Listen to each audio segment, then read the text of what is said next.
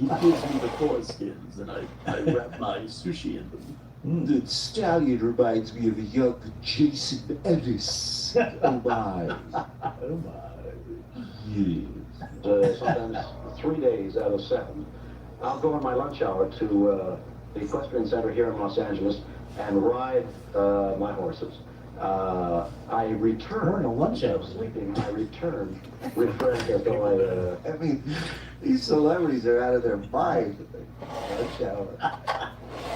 had not been at work and I had not gotten up at He's so rich. Yeah. Bravo, being rich. Sure, come on. those animals. So proud of what I'm attempting to do. I recently bought a horse by the name of Great Day, Sullivan's Great Day, who is on his way, we hope, to the World Championship, the 3-year-old World Championship in Louisville, Kentucky this August. So the face is like a little boy lit up in Halloween. Yeah, I think that's sensational. I think that anybody that does anything that gives them that kind of joy and pleasure and the learning process. Your face is like a Dreams to pay. Your face is like a child, like when Charlie figures out to do fart noise with his mouth. And it's creative. It is the part of the creative process we were talking about earlier. I'm thrilled. They're magnificent animals. Yeah, this was the only thing on TV for the rest. Well, listen, that's how they got people to watch. Yeah. There were no options. And believe me, HBO was not, there was not a lot of shit on there. There was maybe like 30 movies, and you were happy to have it. Yeah. You know, Bill and Jerry was like, Bill, we wear ties on the show. I don't know if you know. So, you dress like a hippie. I thought your name was Captain Kirk, not Captain Casual. Not Captain Jerk. They have a stature and they have a carriage, no pun intended, that they, when they're right, is so exciting to watch. Man bred that animal, these animals, to carry him on his back. But there is a bond between man and animal that is rare. Who my? Yes. You're making the kind of a bond that makes a lot of animals happy. They know you. I bonded with many animals at various rest stops, if you understand what I'm saying. None of your co-stars like you, but There's a quilt with my name on it. I'll show you an animal. You'll have pink eye by morning. For you too. Thanks.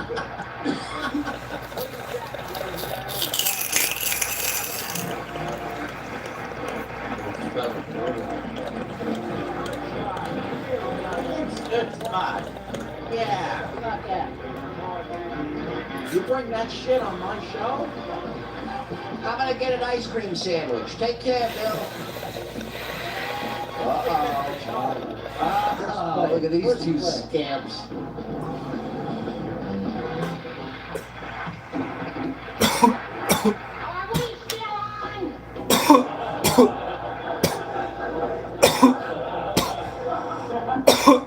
Charlie. Yeah. If you had to do an impression. This is when they got nothing left, so they just turned the last few minutes over to Charlie on the show. Do your impression. It's Charlie. I love Cooley is setting up every callous appearance with a, oh, fuck. Yeah, just vamp Charlie. At my funeral. At my funeral. If you had to do an impression at my funeral, who would you do it as? Oh, well, whatever. You know. Who? No. I'll do it just now. Ladies and gentlemen.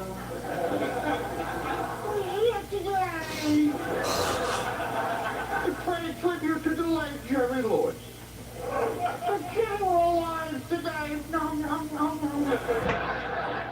He would say,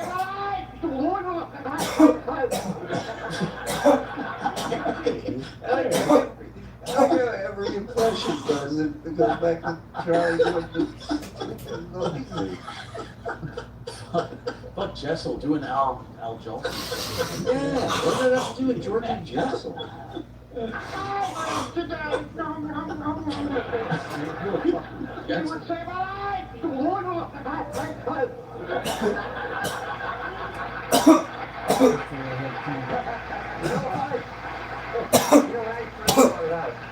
that a lot of comedians, you do impressions to their shows. Because they think, crap. I did Bob Monroe when I was a kid. But who remembers that? Nobody can do it anymore. First impression I ever did was, Kiki Lorenzo. I used to call him. Guy, gentleman by the name of Rat Boy. Don't know if you're familiar with him. Jersey's own Kiki Lorenzo. Up the Astor Hotel in New York City is Cary Grant. I'd say hello. This is Cary Grant. I'm at the airport, and it seems that my manager forgot to make reservations. Now the people at the other end. What? Oh my God! Yes. Judy, how many are your party? Oh, See, John was born in the wrong prank call era. This is more his speed. Mhm. People had no way of finding out. Oh, yeah, you and want that? everything was Well, considered too bad. funny in prank calls back then. To eat that, you don't get no more. I never show up. You did that? That's nasty. Can you shout out my friend Finger Mayas? Ben Casey. Someday with the proper training. But the biggest bombing is when the sounds come up. Sir, it is Sunday. Yeah, I like Fallout. Yeah. To be one of the world's greatest awful human titles. One of the world's greatest absolute you on a drugstore. But again, these were days where these guys could do their fucking for 40 years. And it was fun. They would take other guys' acts and mix and match them. Like there wasn't any real room to be better. Amazing. You were just making a living. That's good.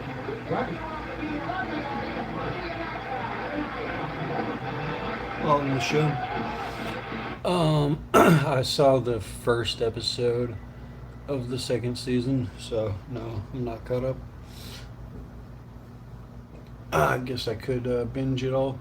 I was gonna wait until they finished the whole second season and then watch it all, because I hate waiting, like, you know what I mean? So if I watched all the current episodes and they weren't done with the season, then I'd be kind of annoyed or whatever. So I'm just gonna wait till it all drops. Can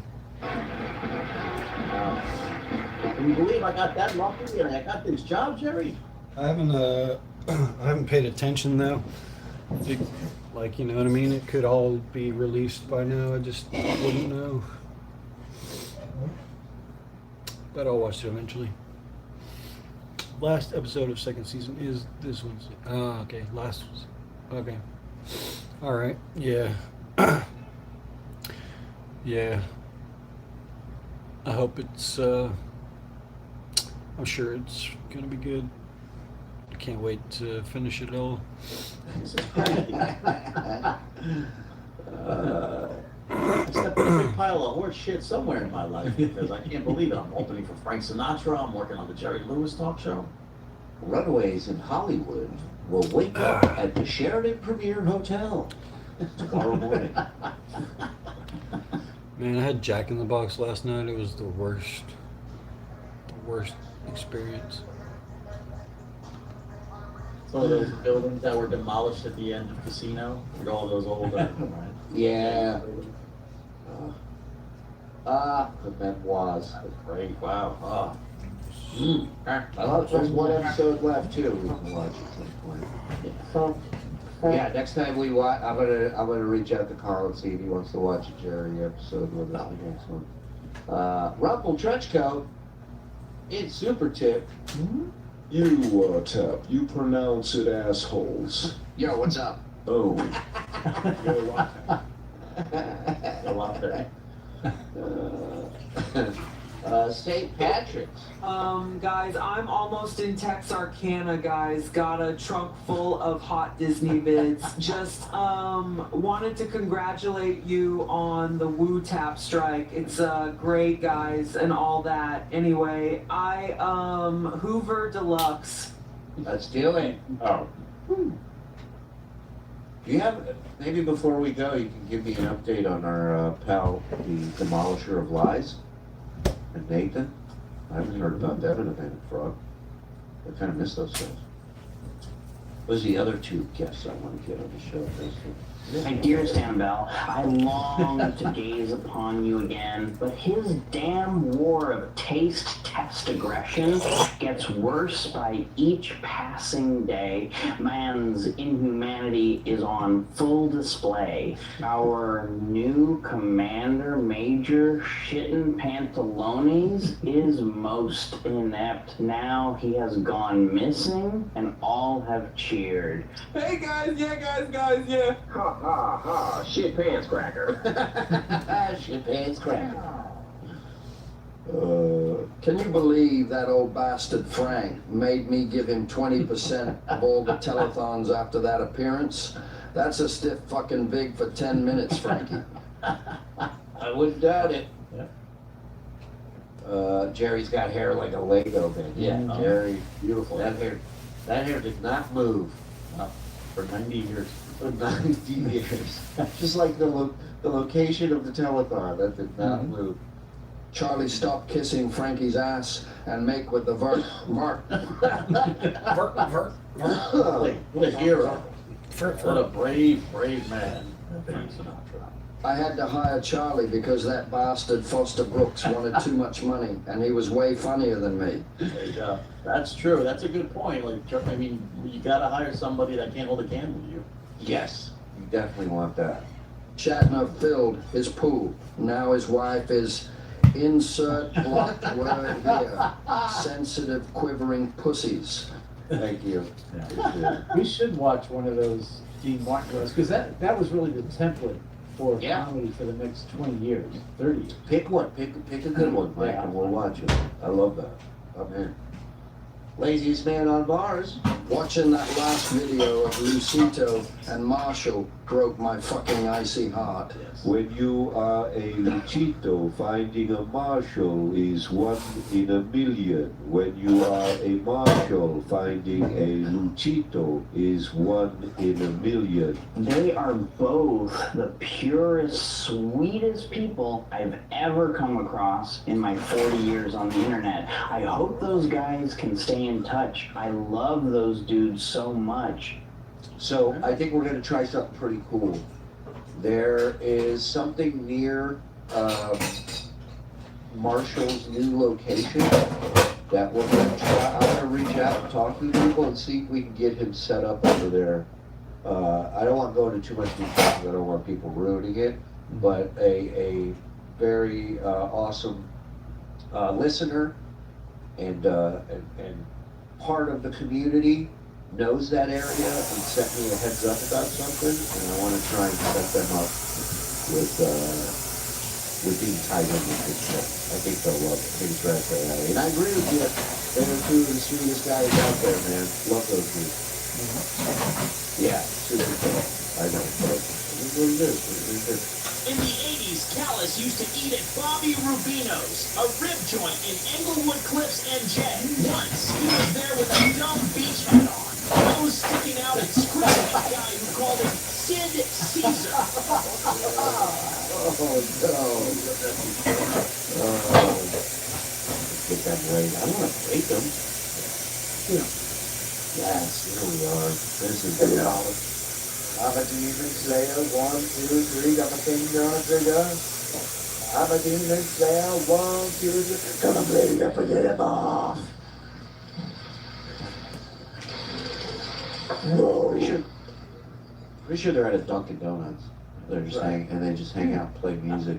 I think the guy on the left has the Stevie Lou upside down head thing going. He does. So that you turn Stevie Lou's head upside down, it works. Can you find one of their videos where they introduce themselves? That's my favorite, one of my favorite parts of their videos. When it starts off with an introduction, because he's like, "I'm the Demolisher of Lies," and then the other was like, "Hi, I'm Nathan." It is funny, Demolisher of Lies. I think that name came about because of Nathan. And Nathan's like, "Can you stop bringing that up, please?" Yeah, I'm pretty sure they don't have headphones on. They just blast music at Duncan. And Nathan's rethinking his life. Right. So can you take that girl back after you get job 30, you take it back? I don't know. You know? There's so many questions I have for these guys, man. I mean, it's just like I want to dive deep into the world of the demolisher of lies and Nathan. Once he starts talking about the horses he raises. This is a 3-track. Good afternoon, everybody. My name is Jason Checker, and I just bought your prize. I just bought this horse called the Demolisher of Lies, and entered into the Kentucky Derby. It's for my brother. It says, Godsmack, come together, and this is our last video for the day, guys. Hit it.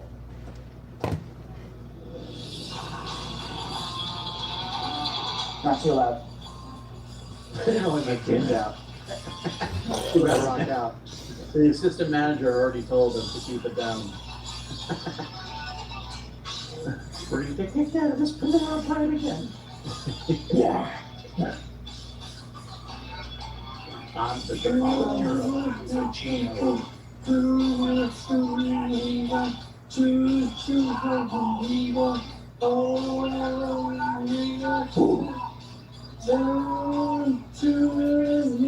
Yeah.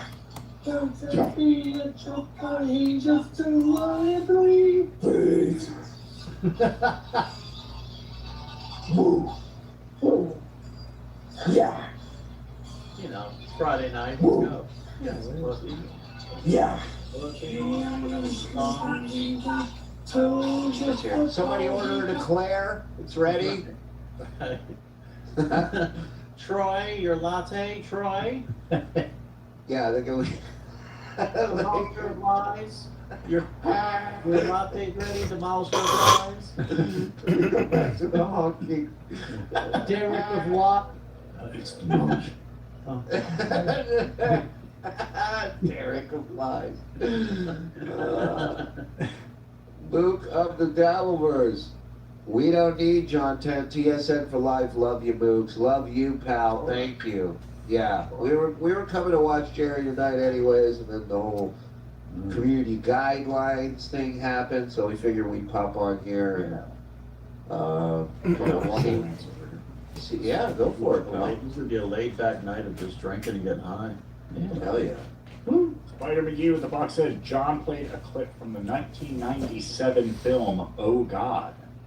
Oh Right, God. but that's not community guideline. Yeah, that would have probably said copyright, but that was what took him down. That's just shitty taste. Yeah. Which could be against terms of service. Hey, Gracie, strike him.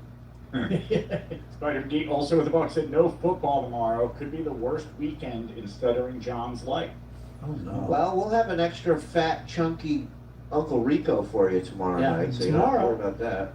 If I may, I will be addressing the rest of his slanderous accusations. about We'll have my- more.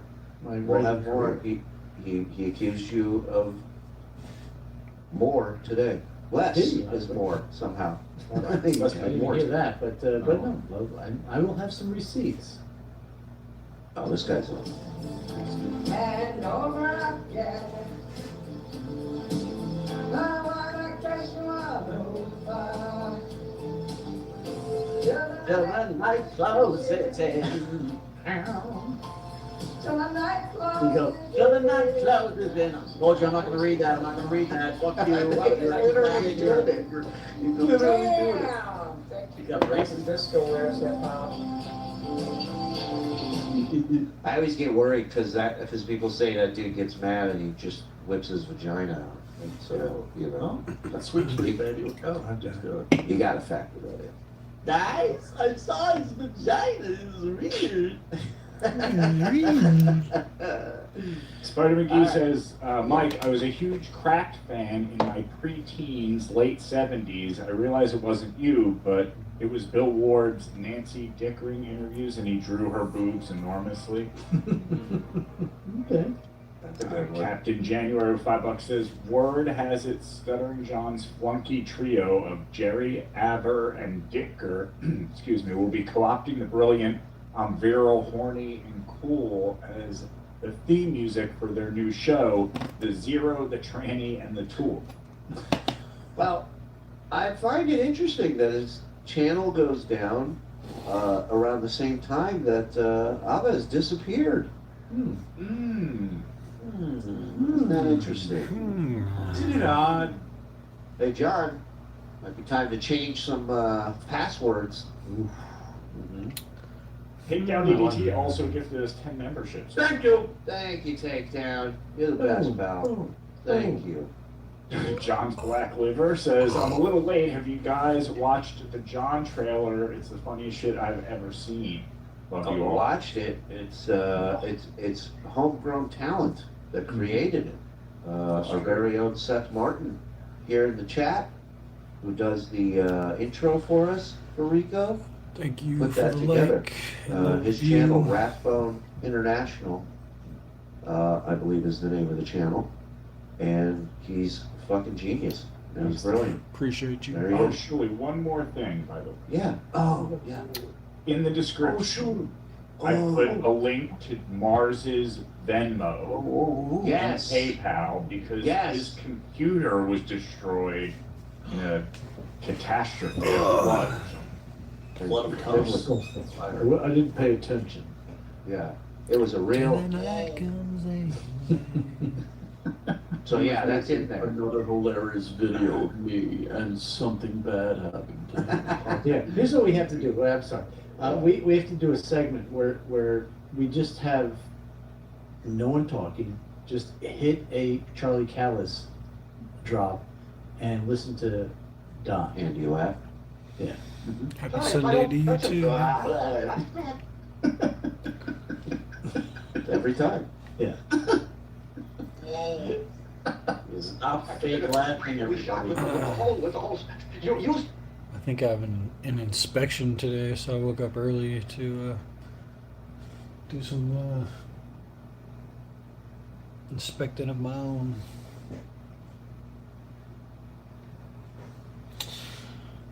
Anyways, I'll smoke a bowl.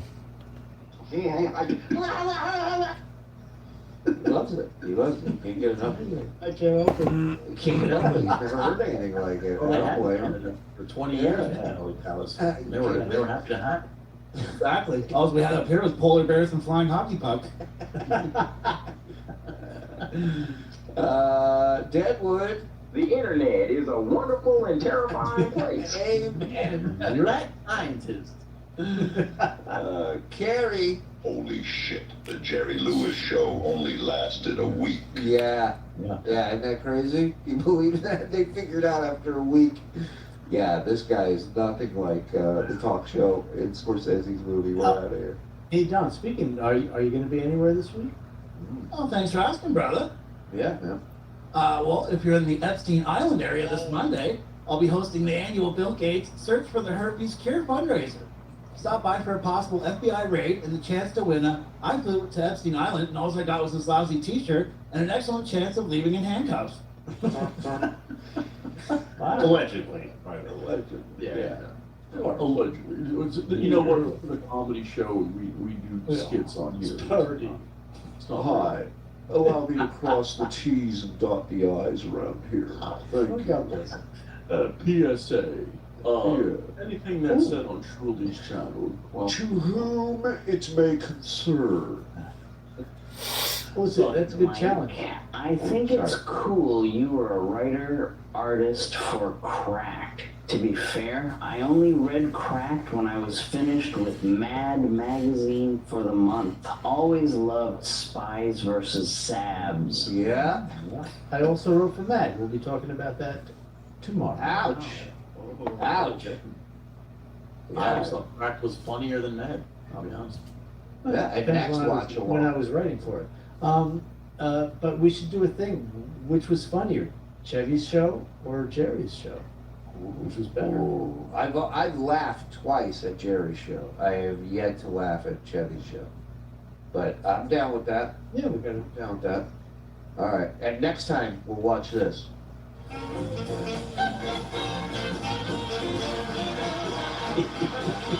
Oh, no, freaking brought his kid to work. Oh, man. From Fantasy Island, Hervé Villachez. Wait till you see where I put him after the show. He's not naturally brown. Let's just put it that way. Isn't it terrific to have it here in Las Vegas? What the fuck? Andrew Wilson walks angry idiot through ranks. This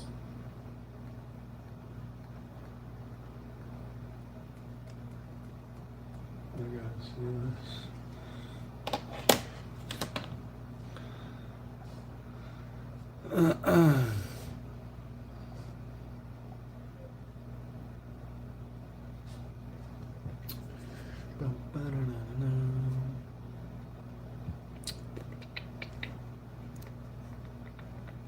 Good morning, everybody.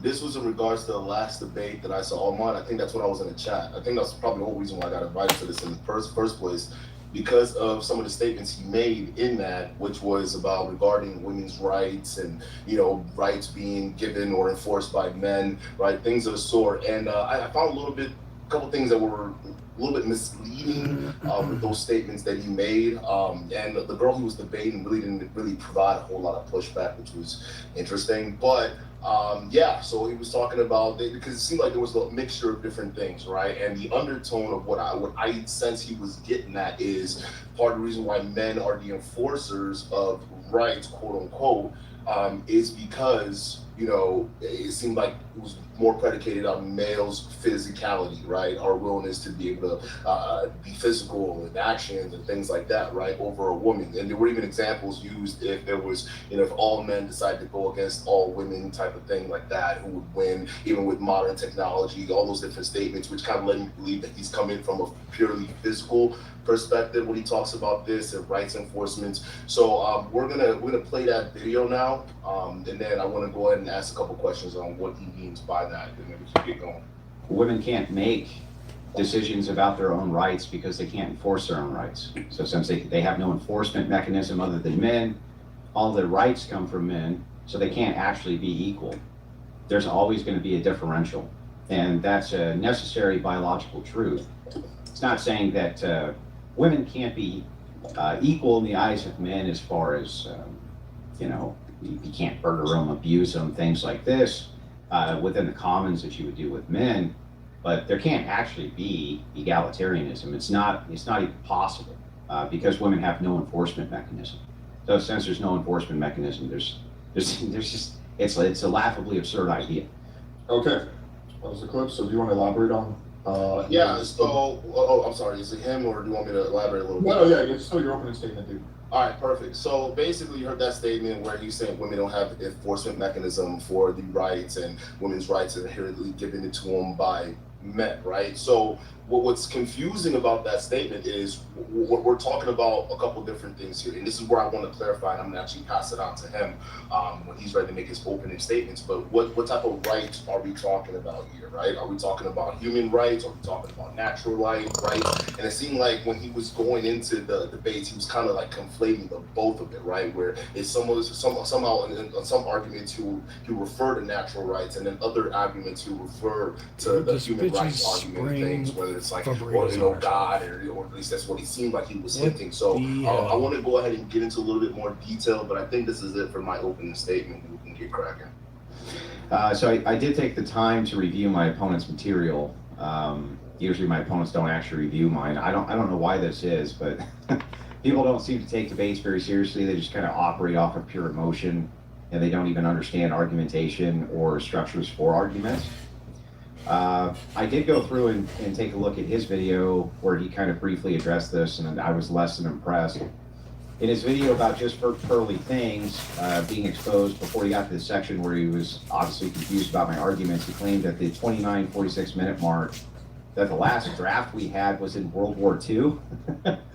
This was after pulling the date live, and the date saying 1973, which would be the Vietnam War, not World War II, but I thought that was kind of funny. And then in hour 14, in the same video, he restates my position that women's rights come from men, and then after a giggle, he actually had no argument and then went into some odd ramble, which was totally unintelligible.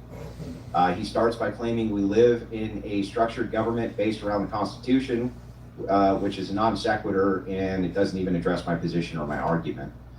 He then goes on to say hilariously that ever since women got the right to vote, men can't collectively take those rights away. Obviously, this is absurd and it's self-defeating because who did they get the right to vote from in the first place?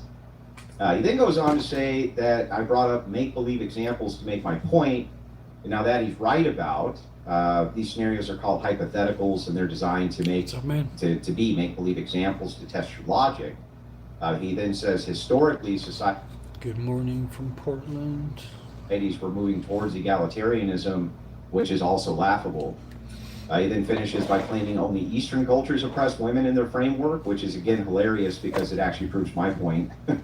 As far as kind of what he said in his opening statement, he again didn't really give me very much. He just said that from my perspective, he's asking if it's a physical perspective which relies on enforcement. The answer to that would be yes. He then brings up a category of rights, which I guess we can get into, but I probably reject his framework of what rights are. And then, kind of past that, if he's asking, who has rights, I don't think that we have rights. I don't even think that there's a such thing as rights.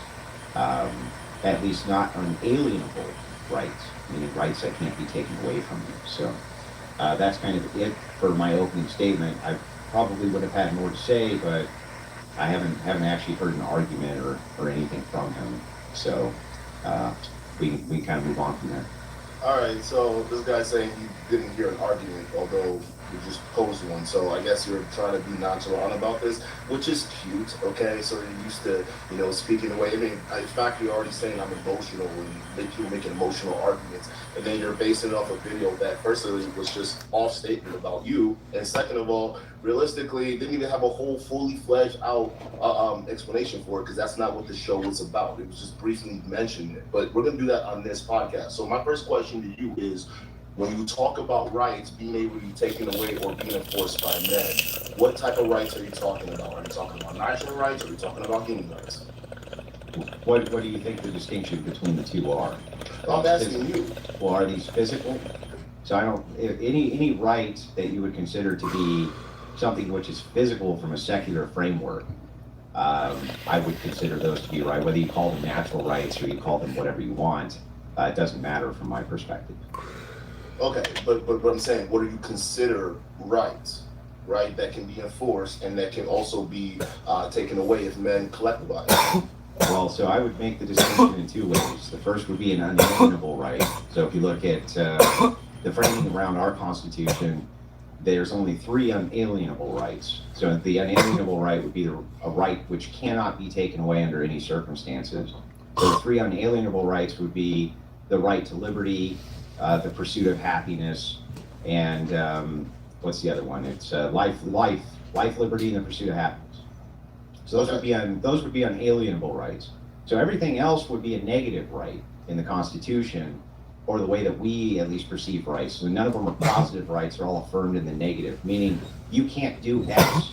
It's not a positive of what you must do or should do as a right, but rather it's a restriction on what you can't do, that type of thing.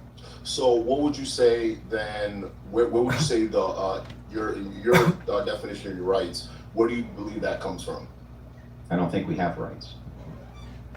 Well, you just got done explaining inalienable rights, right? The ones we were talking about enforcing and being able to be taken away. Where does that come from? These are conceptualizations, though. Right? I'm just giving you conceptualizations, not what I believe. We actually have laws that... Just stop, hang on. Don't tell me to stop. I need you to understand my position before you ask the question, because I'm answering the question. So what I'm giving you is a conceptualization of what an unalienable right is. Doesn't mean I believe they exist. It just means that I'm telling you what they are. And then I'm telling you what a negative right is. I'm saying that those things actually exist. They're all social constructions from my perspective. They're socially constructed. They don't actually exist in physical reality. They're So made if the they fuck don't- up. If they don't exist in physical reality, how can people enforce it? They're enforcing a social construction. So you, the person, exist in physical reality. The other person exists in physical reality. But whatever the conceptualization is of what you want to enforce does not exist as some physical metric. So it can't, like, for instance, I can't point out a right. I can't point to it or taste it or smell it or touch it or any of those things. They don't actually exist outside of your own brain. They're just conceptualizations of things. I'm so. All right, so you're saying rights don't exist outside of your own brain, but yet in the physical world where rights are actually important, and in your argument, actually in the previous argument that you mentioned, can be enforced, and also if men in your hypothetical world where the collectivize can be taken away, you're also making the same argument that those rights just exist in people's heads, and there's no real world consequences towards that. There's no performative contradiction between the two. So if you have a conceptualization that something is a right, you conceptualize that this is true, even But if it's not. how about we don't conceptualize it? Let's just look at the rights right now. Because it's a concept. It's a concept. The Constitution in your last example, right? We're talking about inalienable rights. Let's talk about that. If you don't need to conceptualize it, it's a legal document that will exist. So it's not something that is in your head. It's actually written down, and if you've been following those laws. Bro, if you don't want me to conceptualize, okay, if you don't want me to conceptualize it, then point to where one is. Point to a right. Okay. What does a right smell? What does a right smell like? What does the Second Amendment smell? What does the Second Amendment smell like? What does it look like? What does it taste like?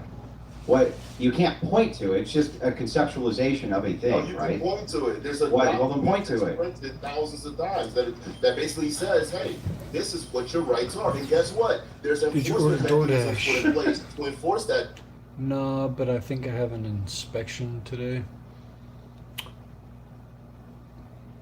So they might be popping by anytime for whatever reason. Document. So you're saying that's just a concept to you? The piece of paper is real. You would agree. I would agree with you. The piece of paper and the ink and everything else, those are all physical things. But the rights, which are enshrined on that piece of paper, those are conceptualizations. They don't exist. Do you understand that? They don't actually exist. A right doesn't act. It's just like a quarterly inspection. So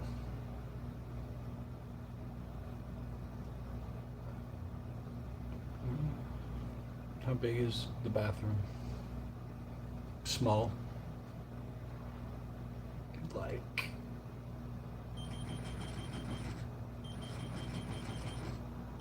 maybe like 8 by 10 or some shit like that. Actually exist. If it does, show me where it is. It's just a social construction. They're made up. They're made the fuck up, dude. Made up. So here's the thing, because you're this is where you're going with this, and it's actually kind of interesting that you're taking this route, right? Because I understand where you're coming from. You're saying it's something that we conjure up. It's a concept, all right? It's one of those things where it comes from our minds, we put it out there, but at the end of the day, it's just a concept. You can't point to a right, you can't point to a thing. But again, these are the same things that have very real world consequences. Whether it's human rights or whether it's natural rights, these are very things that affect people in the real world. Societies build structures and systems around these certain rights, all right, especially ones that you consider inalienable. Even the same one you use as an argument when you talk about enforcement mechanisms being the men, all right? So how can men enforce something that doesn't exist? How can they point to something and say, all right, well, like you understand how you're taking it from your conceptualized world and it doesn't make sense in reality. You understand, right? It's right. Different things. But I'm talking about reality here. Rights, not concepts. Yeah, so but hang on. But in reality, they're concepts. In reality, they're just concepts. You can afford societies and structure societies based around concepts. We do it all the time. Social constructions, especially. For instance, take a school. A school isn't anything other than a building where people go to learn. What makes it a school? What makes it a school is that we call it a school. Why, yeah, say, well, no, that's not what makes it a school. A school's still a school even if there's no people in make it, up the right? structures of the school, right? Right, You have right. the So all, principals, it's all. you have the teachers, you have the janitorial staff, you even have the students to make it all work. So at the end of the day, this empty building, for Hang instance, on. can be repurposed to anything else. You let me finish, At dude. the end of the day, time out. At the end of the day, it's the people that make it up, right? They build Yes. the institution, the system Yes, that but turns it it's- into a school. The exact same people Well, no, that never. build up the system, all right, from a fictional, conceptual document that you want to call the Constitution, and as long as those people abide by those document, it becomes real. So in your other argument, No, it's not real. Okay. So backing up. Back to concepts again. Yeah, well, that's all school is it's a conceptualization of a thing that we call a learning center. Education is just a concept. Let me finish a sentence, dude. I've let you talk and express whatever you wanted. Let me at least respond before you cut in. So try to understand that what you're talking about is a conceptualization which is applied. Morals operate this way. Almost everything in your life operates around social constructions for normalcy. A stop sign is a social construct, right? There's a physical sign in there, but the fact you're supposed to stop there is socially constructed. It's made up. It's not actual reality that you must stop at a stop sign. You just do because you operate as though it's reality. So when you're saying, hey, let me finish, man. So when you're saying, hey, these things are applied to reality, they map onto reality, I agree with you. That's how we talk about concepts. So I'm willing to engage with the concepts being applied to reality, but you need to first start with, these are just concepts and they don't actually exist physically anywhere. No. It's built of floor jacks and jack stands, built tough for every lift. Only Harbor Freight. Well, the holidays have come and gone once again, but if you've forgotten to get that special someone in your life a gift, well, Mint Mobile is extending their holiday offer of half off unlimited wireless. So here's the idea. You get it now, you call. Now a local tax expert will do your taxes for $150 all in. No catch. No matter your... No, I can't start with that premise because that doesn't make any sense. Though to me, from everyone else's standpoint, even using the example of the stop sign, okay, yeah, I get it. What does anything really actually mean, right? Unless there were certain laws assigned or governed to it, just like anything else. So the stop sign, it's a pact that we sign with the laws of the society you're currently living in that said, hey, if you see a stop sign, you stop, because if you don't, well, guess what? You're more likely to cause physical harm to other people that exist.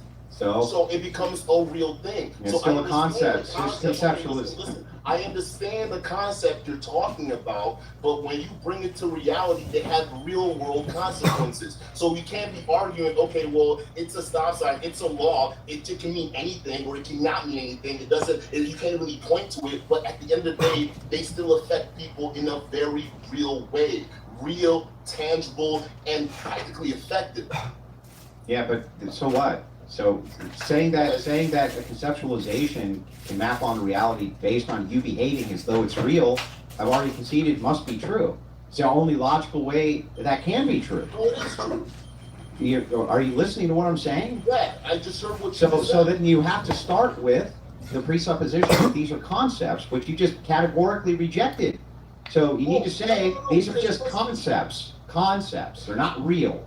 These aren't real. They have real world consequences. That's what you're not understanding. You're bringing it back to concept. No, something that doesn't exist has no real world consequence. It's a real enough document that it's governing a whole country and in relations to other countries, that it's real enough. It's no longer a concept. You don't need to conceptualize the concept. No, it's still a concept. It's there. You don't even need to, even when it comes No, you still need to conceptualize it. You still have to conceptualize the rights.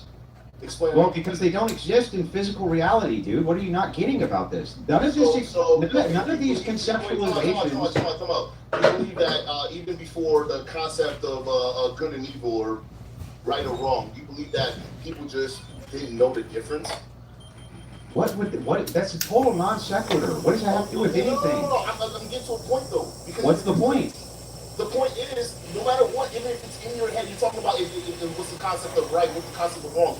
Realistically, we all know there's a natural a law that lets us know that there's something good and there's something bad. The natural law of justice and injustice, moral or immoral or unmoral, whatever the fuck you want to call it, right? So those things are something that you kind of classify around human law, human nature or human rights, right? Because we all kind of know that stuff already to begin with. So you can call that a concept, you can call it whatever it is, but even though you want to categorize that as concepts, they still have real world consequences to how humans govern. So for instance, someone who wakes up isn't going to just go murder their parents because they know that's bad. Now, are you going to say that there aren't people that do that in the real world? No, there are people that do that, but the vast majority of people understand the morals. So even if they're concepts, which I don't deny, there are concepts, they have real world consequences. And I'm talking about the real world where you're trying to bring it back to the concepts.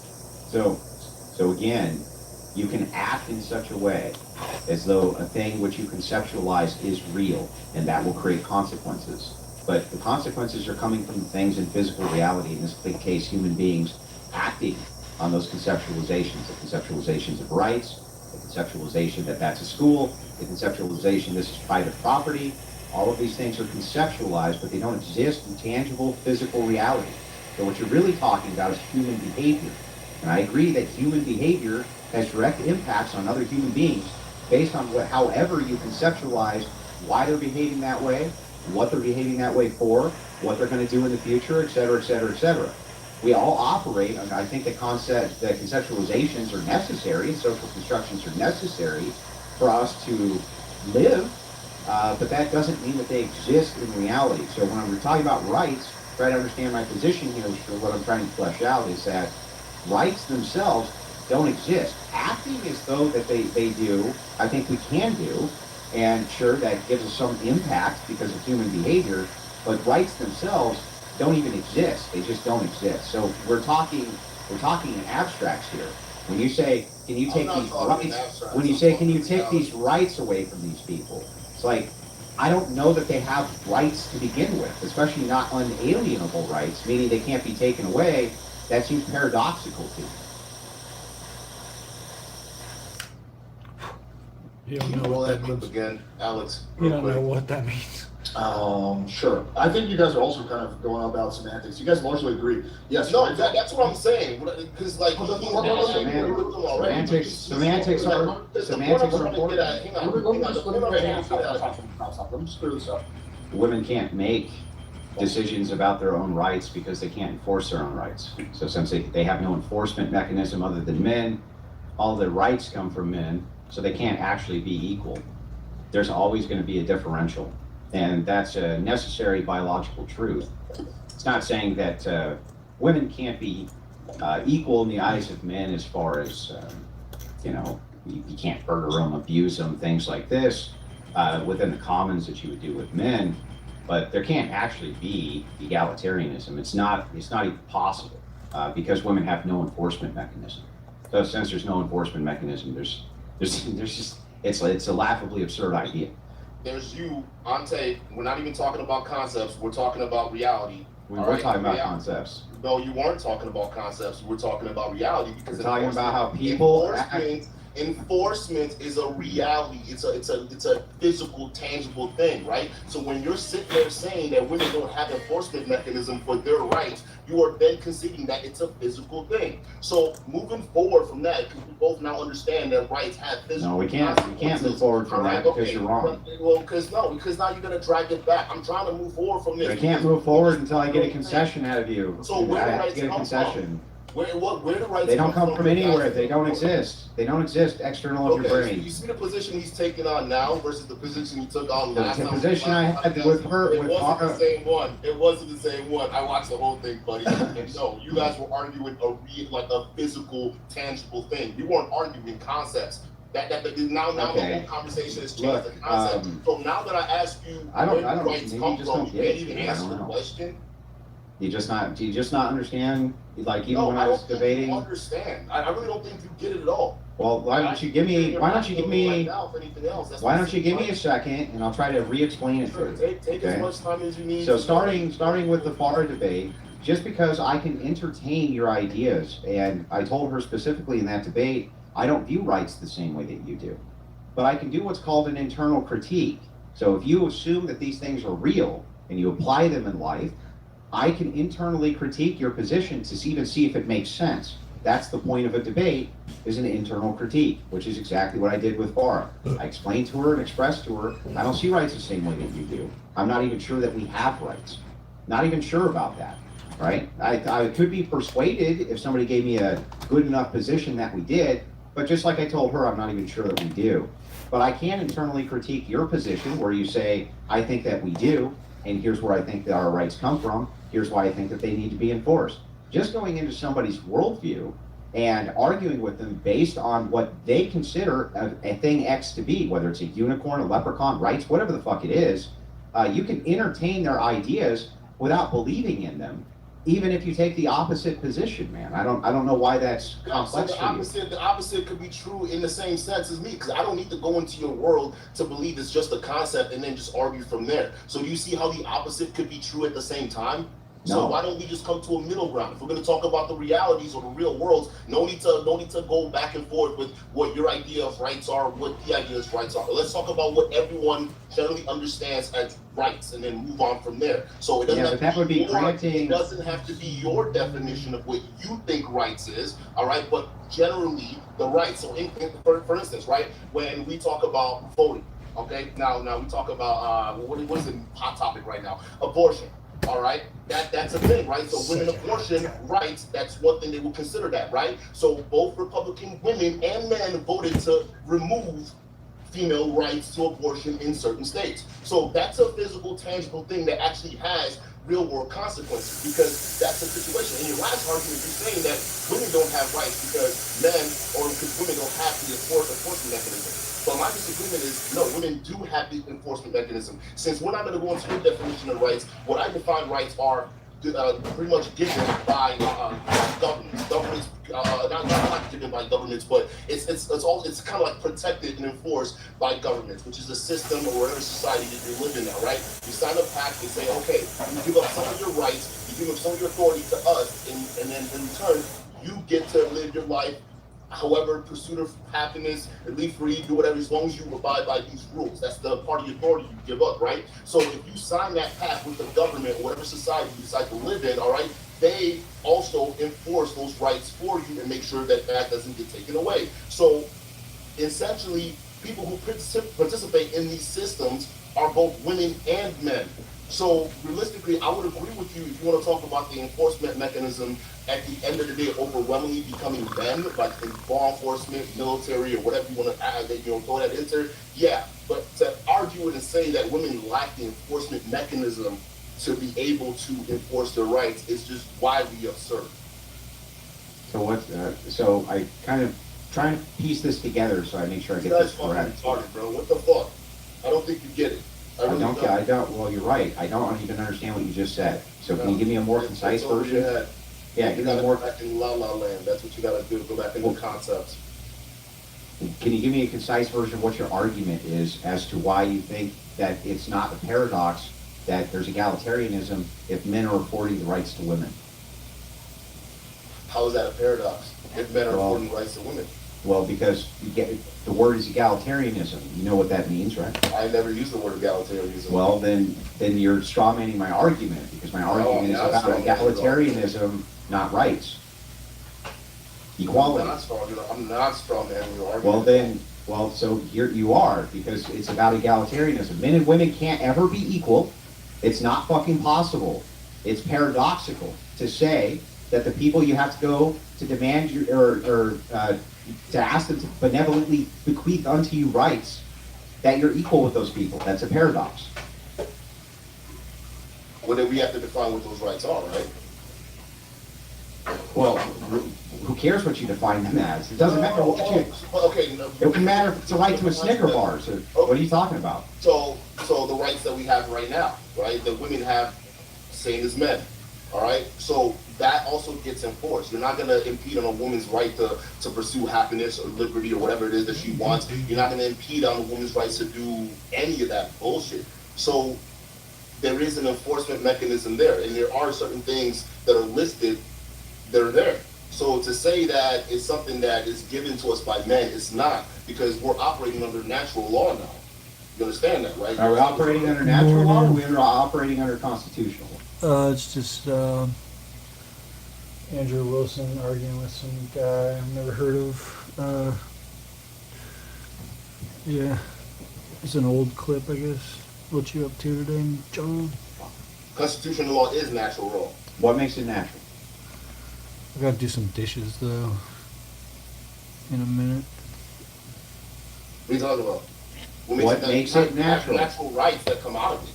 What makes these rights natural? What makes them natural? What makes them natural? That you signed a pact with the state or whatever society you're living with. Why is that natural? Why is it not? Well, that's, I mean, you're begging the question at that point. So I asked you the question.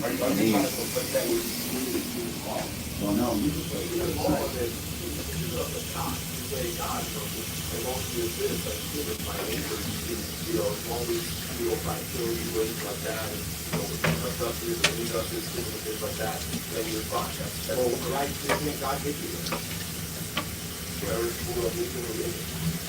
So, and the woman said, and most of the stuff comes from religions anyways, like ancient Judaism, Roman society, Greek society, they all had that side. Okay, so when you're talking about constitutional law, you're saying that constitutional law is an extension of natural law. What do you consider natural law to be? We're not, okay, it's not an extension of natural law, it's an extension of natural rights. Okay, what do you consider natural rights to be? Where do they come from? Given and protected under government, or whatever you're living in. So these are... Whatever laws that are okay. So whatever laws, you can't kill people, you can't kill from people, stuff like that. So your rights, so your rights ultimately are coming from people. Yeah, it's not the same people that make up the school. So if we're going to delineate, got it. So if we're going to make a delineation, We got a rinse that fucker. Mix up one, get the base started. Oh yeah. I'm about to eat some food. We got started. Too much soap on here. Can't get the soap smell off.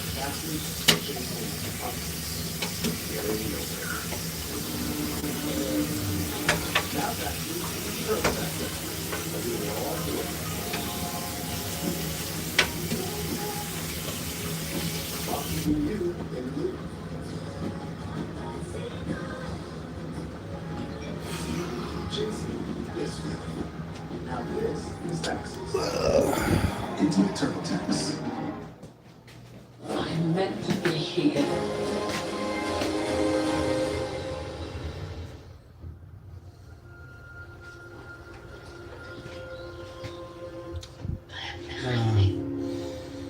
I think I should heat this thing up and see if that helps. 300.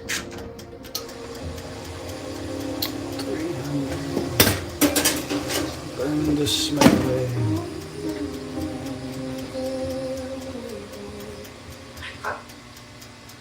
Those who are allowed to vote and participate in the government system. Well, not every country you can vote, right? Well, yeah, okay, so what's country we specifically talking about? Well, who cares? It doesn't matter, just as far as the Okay, so we'll talk conceptualization. about the United States. This is a country I know. I'm not familiar with other countries. So let's talk about the So United States. women got the vote in 1919, right?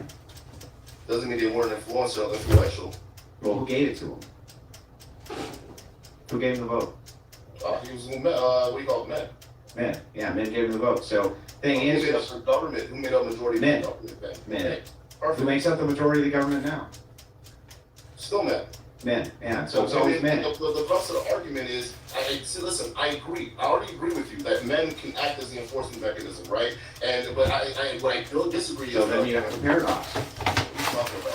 So if women can't enforce their rights and they have to get their rights from men and have to grant them their rights because they're the enforcers, then it's fair and possible to say they're equal. We're talking about, listen, it comes from a system of participation. So if you're talking about before women getting the ability to vote and things like that, then fine, another point about that.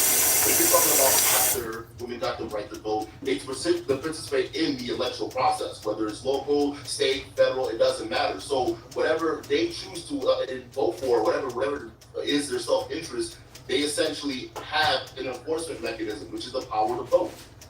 So if we're talking about in today's time, then yes, women do have an enforcement mechanism to be able to impact their will. That's it. So let's say a woman votes that she wants to be able to have abortions, that women kind of collectively come around and they vote that in. And let's just say, for the sake of this argument, you're in, like, let's say Afghanistan or something. But even here in the United States, it would apply. Let's say that men said, yeah, you voted for that, but we're still not going to let you have abortions. Do you think women could still have abortions? That goes against the legal process. Yeah, it doesn't matter. Do you think that women would still be able to have abortions if men said you can't have any more? If we're arguing in the United States, then if the women vote and all of a sudden people just want to overthrow it, if the men collectivize and say that wouldn't work. Why wouldn't it work? Because the way the system is set up. The system is set up at the whims of men. What? The system is set up at the whims of men.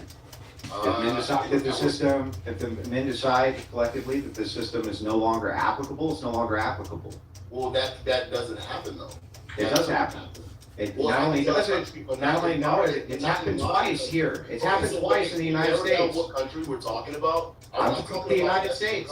Talking about the United States. Okay, it's happened twice in the United States. Men collectivizing to try to take over the government, it's damn near impossible. No, it's happened twice. It's actually almost happened 4 different times, but the first time it happened, the first time was 1776. You know what happened then? Then the second time was during the Civil War. And in that point, they were extremely successful. They formulated their own government, an entire Southern government, and made their own new Charter of Rights, and completely rejected the rights of the North. My place to go, I want to ride my way. It was still developing. You're always going to have those civil unrest. The late 1800s was not infancy. What you're describing happens to multiple different. The late 1800s was not infancy. But if we're gonna, here's the thing. If we're gonna, what we're gonna explain it is what happens to countries at their early stages. There's usually a split off from their original colonial masters or colonial superiority, and then there's some kind of civil war monster. Yes, that's always. Listen, that's always the case. So yeah, but so what? So what? African countries right now. So what? Hang on. Well, so what? It just so what? On your point that you're making. Well, no, it doesn't. Yes, how? It Okay, tell me that part. The point I'm making is this stuff happens when countries are in their infancy. So you're gonna have those early stages of we call it destabilization. Over time, as a country forms their laws and it forms their strengthening. So what? So what? So what is there safeguards put in place to prevent against that? Why do you think all those 2 times that shit didn't happen anymore? And if men decide that those safeguards aren't there anymore, they won't be there. Well, then, but here's the thing. The only difference is those same men have a huge wall of bureaucracy they have to fight through to even make that happen. No, it doesn't take them just collecting a bunch of guns. It doesn't take a brute strength to walk up into the government and say, well, I'm going to take it over because, we're sick and tired of the system. They've done it. They've done it. It's been done globally. More times than anybody can count. 17, whatever, bro. No, that's recent. That's the Shah of Iran. What are you talking about? The Shah of Iran. The Shah of Iran, Afghanistan. Iran right now, we're talking about the United States. Well, what I'm saying is that if this can happen, dude. If this can happen there, why couldn't it happen here? Because we're well established. They were well established. Do you know how distinct the block is? The United States is one of the youngest nations on planet Earth, sir. One of the youngest nations. Exactly my point. What I was saying earlier. This bullshit only happens to young nations in their infancy. This is one of the youngest nations on planet Earth. So we're going back to the West. That give the West a bunch of dudes who are all of a sudden sick and tired of, the way the government's running, and they take up arms to overthrow it. It's not going to happen because the government's way too established. So you're making my point. It's only in younger countries when they're highly influenced and in their infancy that insurrections and you have the changing of guard and civil wars that happen. But when we get into established nations, there's safeguards put in place because they learned from their lessons when they were in their infancy. That's how they work. So what you're having the case back in the day, but in today, you're wrong. When you have an enforcement mechanism, it's called federal government. You mean men? Which is largely men and women. So it's not solely men. Well, it's mostly men who are the enforcers, though. So politicians don't. Now you got women in the police force, politicians don't enforce laws, right? No. Time out.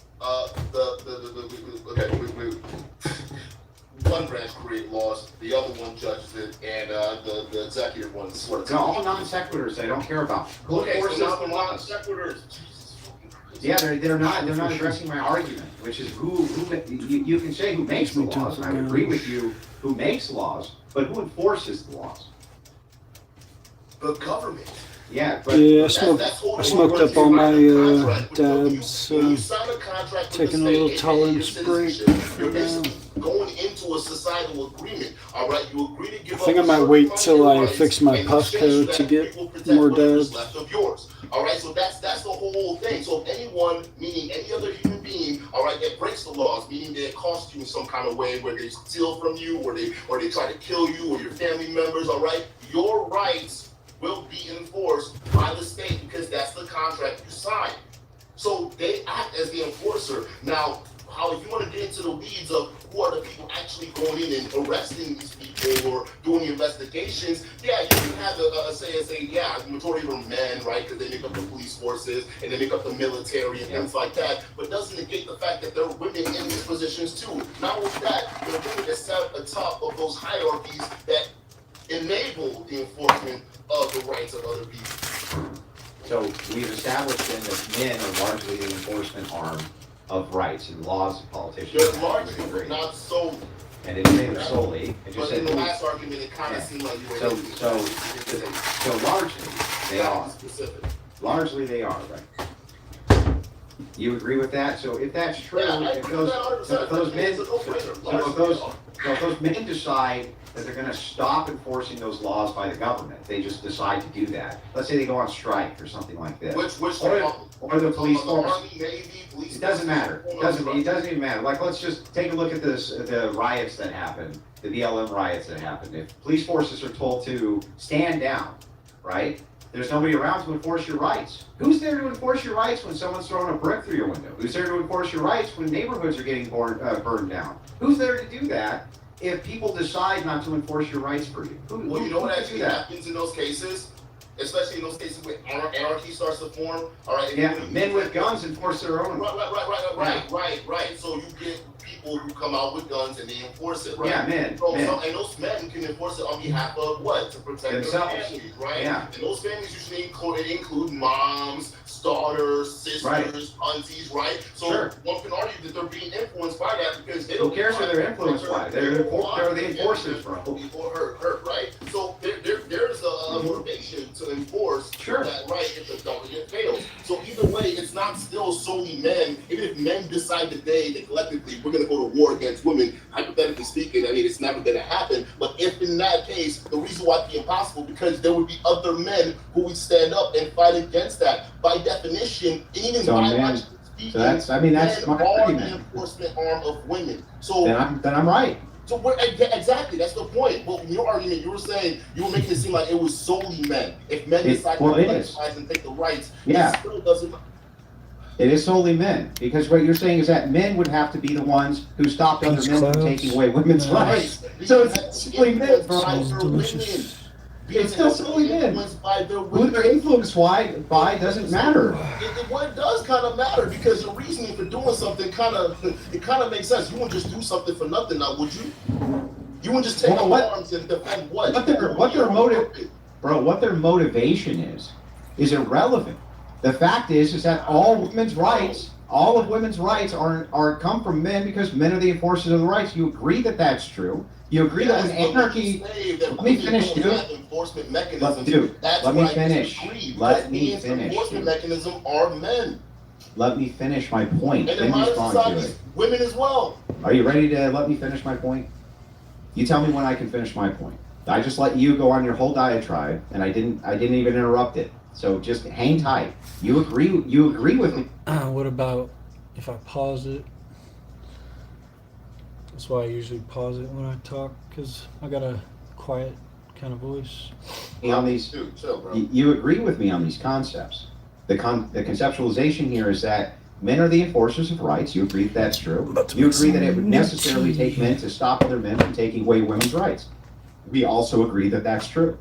So no matter which way you cut this, the rights of women come from men.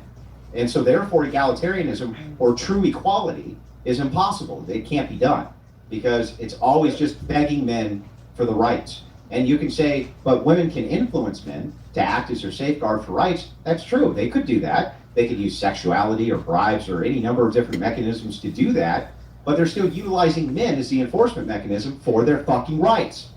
You can't get away from this. It's circular. So, okay, but like, okay, here you go again, all right? But it's not largely men, though. You got to understand that, because when we're talking about governments, it's a system, meaning there's men and women. So you would have to, there's a wall of bureaucracy there that includes both men and women when we're talking about governmental societies, right? So there are women that play a part. Some of them, if they're higher up in the hierarchy, right, they play a higher role in the enforcement of certain rights, and they use men. So they, yeah, if you want to talk about using men as the strong arm, right, yeah, you're right. But if we're talking about overall, yeah, women have a heavy influence in enforcing their rights. Well, they had, you can say that women can influence men to enforce their rights for them, and I wouldn't disagree with you. And I think still that's, using it. I think that that's possible, but who are they relying on? They're not relying on them, they're relying on men. So still it's due to the benevolency of men that women have rights. And the opposite isn't true. The opposite's not true. So we don't need women to enforce our rights. That's the distinction, and that's why you can't have egalitarianism. I disagree. Oh, okay. You disagree that we need women to enforce men's rights? Yeah, because if you're voting, what do you think? 50% of women are the other half of the voting bloc. What are you talking about? So again, it's men and women that got abortion banned. The vote is allowed Men because and women took away men and women, and due to certain beliefs, work together to remove the rights of other women. And the same thing can happen backwards. We don't just work in a system that requires brute strength of men. We work in a system that has working pieces that involve both men and women. And some of those women are in leadership positions, which have a bigger influence when it comes down to affecting other people's rights and influencing and enforcing their rights as well. So for you to, because it seems like you're making... Who enforces their right to vote? Who enforces their right to vote? Who? Which sex enforces their right to vote, dude? The government. Which sex enforces their right to vote? Overwhelmingly. Which one? Which one is it? Well, the sky's kind of gray right now over that direction. This direction's a little cloudy. It's not raining right now, but the ground's wet like it was raining. Oh, actually it was raining earlier. So I guess it's on and off showers today. Light clouds. Both sex. Both sex overwhelmingly are the enforcement arm, huh? Well, if you're talking about sex, well, we're gonna talk about who majority is in the office, right? We'll say no, the enforcement. Who's gonna enforce the woman's right to vote? It's gonna be men. It's gonna be fucking men. We're talking about the police force. All of them. All enforcement arms. All. We can agree that it's largely men in these positions and roles, right? Yeah. Okay, so then not. It'll probably be raining. Yeah, just not right now. About to have some leftover Jack in the Box. I went to Jack in the Box last night, and it was like the fucking worst experience of my life. The worst Jack in the Box experience ever. So it's the 75th year anniversary. So they did a little anniversary meal thing. Munchie box or whatever. And it's supposed to come with the double chicken burger, 2 tacos, fries, a drink, and a little thing called a jibby, which is like a little Jack in the Box keychain thing. I went and asked them about it in person if I was allowed to choose which jibby I get, and then they said no, you don't get to choose which one. It just comes with it. And then turns out I don't know. I think it was the stupid fucking workers. They must have taken the jibby out of my meal because my thing didn't come with the damn toy that it was supposed to come with. It's not even a toy. It's a fucking keychain. And that pissed me off. And then the food was like the worst Jack in the Box experience ever. So it was like double bad.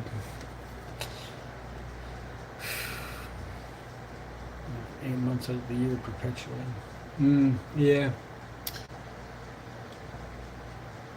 pretty much does rain just about every day.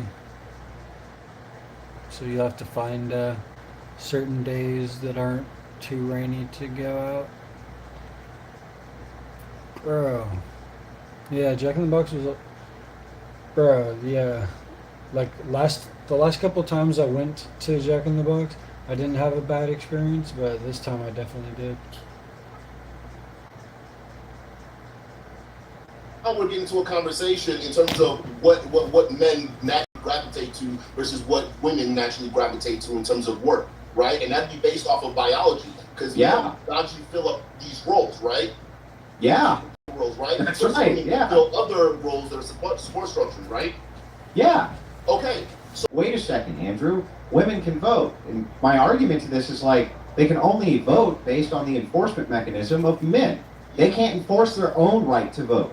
They can only allow the enforcers to enforce their right to vote. And you just kind of agree with me in this circular loop over and over and over. To the point that it's already done. But if we're talking about after the right to vote, if men try to take that away, they're going to run into a wall of bureaucracy that'll make it impossible for them to take away rights for women to vote. There's too many. It's a 3-hour drive from Bend to Salem? Damn, I didn't realize they were that far from each other.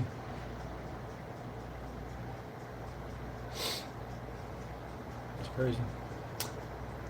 Yeah, I don't know. I think there's an in and out. I think Portland has an in and out finally. It's not super close to me, so I haven't been there yet. Past knowledge. Ah, interesting. Well, it should be a cool drive. Lots of cool stuff to see on the way. Also dark, chilling. Oh yeah.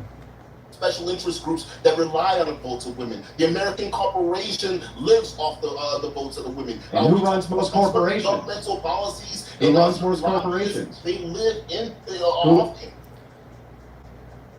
What? Which sex are most of the lobbyists, and corporations largely are run by which sex? A lot of women. Largely by which sex? What's the biggest demographic of people? It's like a 3-hour drive from Portland to Tacoma. No, actually, it's not even 3 hours. It's like 2.5, I think. Wait. It's about 3 hours. Who head corporations? Yeah. Yeah, I would say in leader. Well, no, time out now, because we gotta figure it out, right? Are we talking which level position? All levels. Okay, now which type of corporation are we talking? Doesn't matter. All corporations.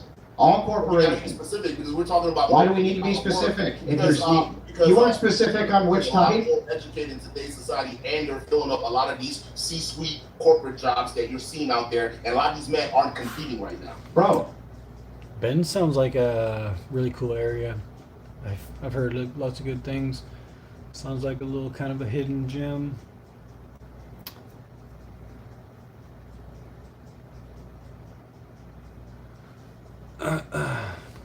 At the top levels, the hierarchy.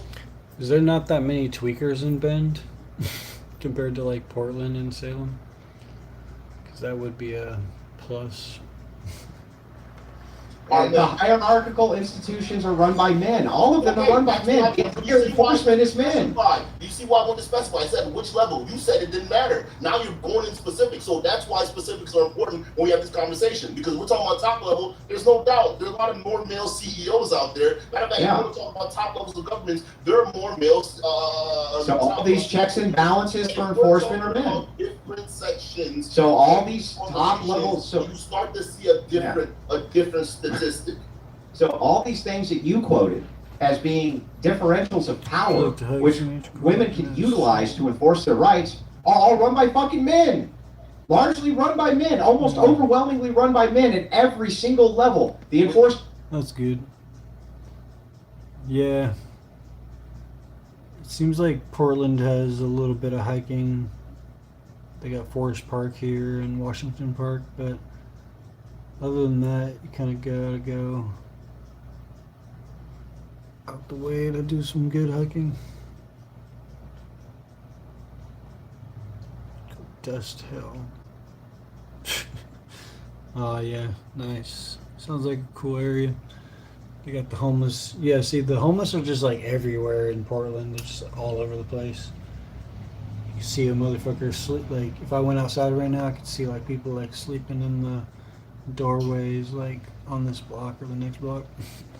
Been arming the police, the military, the corporations. Everything is run by men. What you're denying right now is the influence that these women embedded in these corporations, embedded in these governments have within. So much so that a lot of these men who are headed of a lot of these top institutions are heavily influenced by the women, to the point where a lot of them, they have special interest in voting for women, right? They have a lot of special interest vested in that. So that's right. You can't just look at that situation. They have a lot of. But then you're looking at purely from a physical and a job perspective. Look, you're totally right. Look, like, there's nothing to even argue. You're totally right. There's lots and lots and tons and oodles. And hang on, let me finish. Let me finish, dude. You're leaving out some parts that I have Let me finish, dude. I want to make sure we're not sitting here in the agreement of the same. Listen, you're saying it's solely men. I'm saying no. So just keep it at that.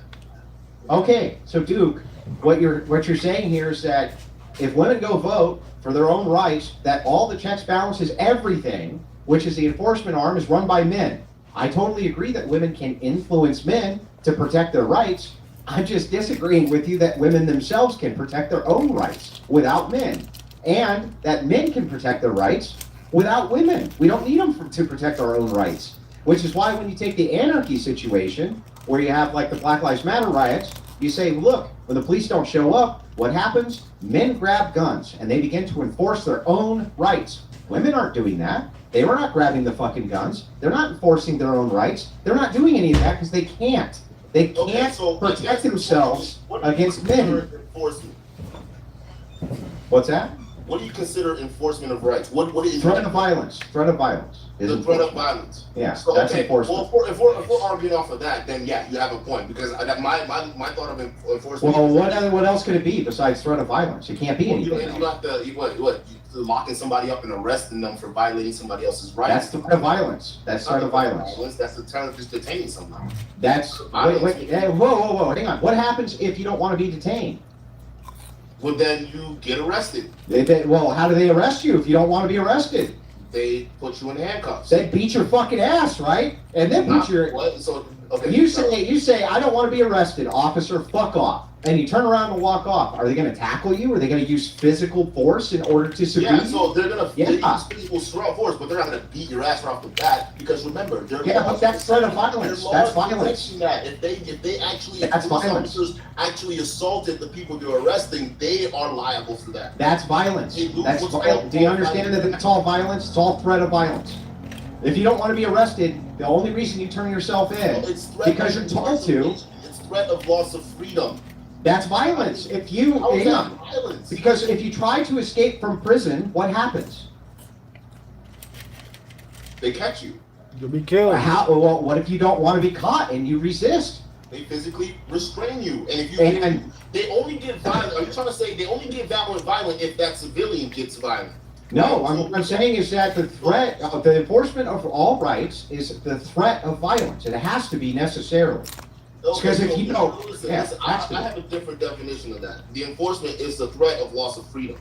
That's it. That's really. I'm not. I mean, how can you have your freedom? Yeah, but like here's the thing. The thing is, checks and balances are also, although it's not followed perfectly, there are checks and balances in place when you talk about law enforcement and how they engage with civilians. Even civilians who don't, we call it, adhere to authority right away. There's still levels of engagement. Police forces teach this stuff all the time. They're not gonna go straight to punching you and beating your ass. They're gonna go through these different steps of engagement. As long as you they get to that point, and for them to get to that point, they have to feel the threat of violence coming from the opposite person. So from your perspective, if the person is actually being physically violent, then yes, that force has every right to meet violence with violence. But no, they don't have to be. Someone, it's not usually violence. It's usually just the threat of loss of freedom. That's it. Loss of freedom and loss of the rights that you signed with the government when you were born, or when you came into the country. Hang on, relax. You can't sign an agreement when you're born, by the way. But that aside, it's called a social security number. That's not signing an agreement. But that aside, as you walk out, if you're in prison You've been imprisoned, okay? And you just say, fuck this, I don't want to be here anymore. I don't like this whole being in prison thing. And the gate opens one day for no particularly good reason, and you just walk out. And you're not using any violence at all. And police officers come out to collect you. And you say, I'm not going to use any violence, but I'm going to keep walking this direction, no matter what. Right? Will they use physical force to restrain you and drag your ass back to prison? Yeah. That's violence. That's physical force. It's violence. They won't. What is violence then? They get called. They classify it as restraining. That's a legal. That's a legal term. Yeah, but it's still violence. It's always threat of violence.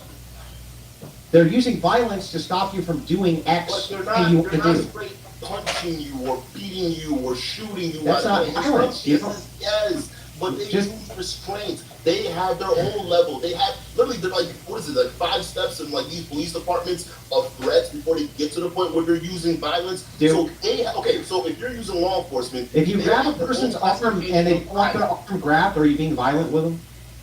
No.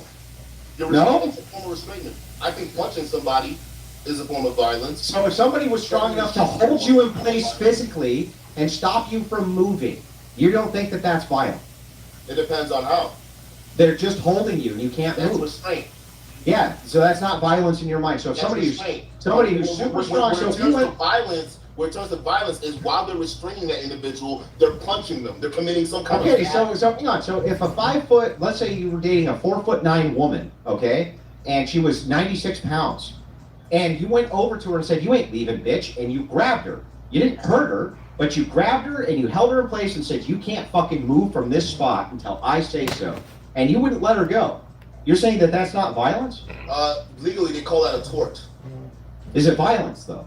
It's technically just a 1 step below battery. So is it violence? He knows all What are we about it. talking about? We're talking about your definition or legal definition. Your definition, is that I'm talking violence? about the legal definition. It's a Well, tort. what is your- It's a tort. You don't think that's, do you think Yeah. that's violence or not, dude? I think Yeah.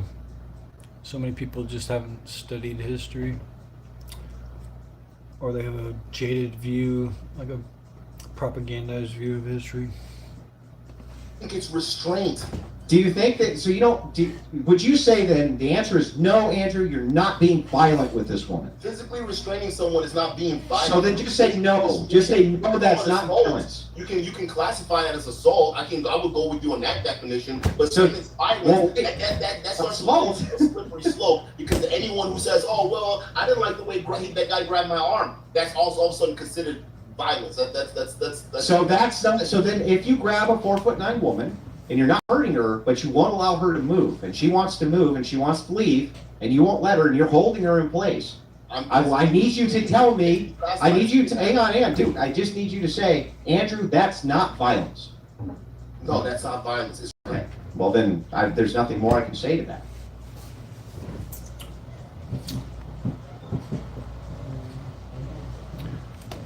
I guess that clip's over.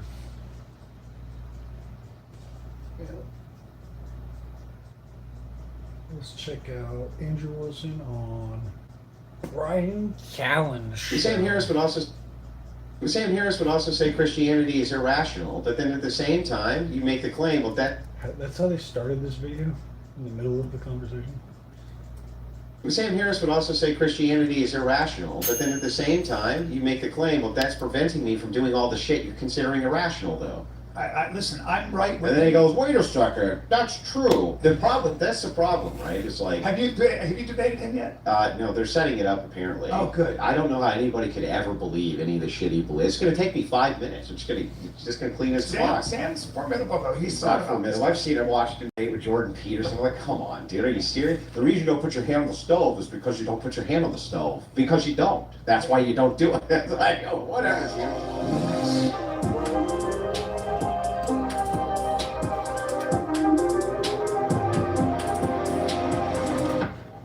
Andrew Wilson.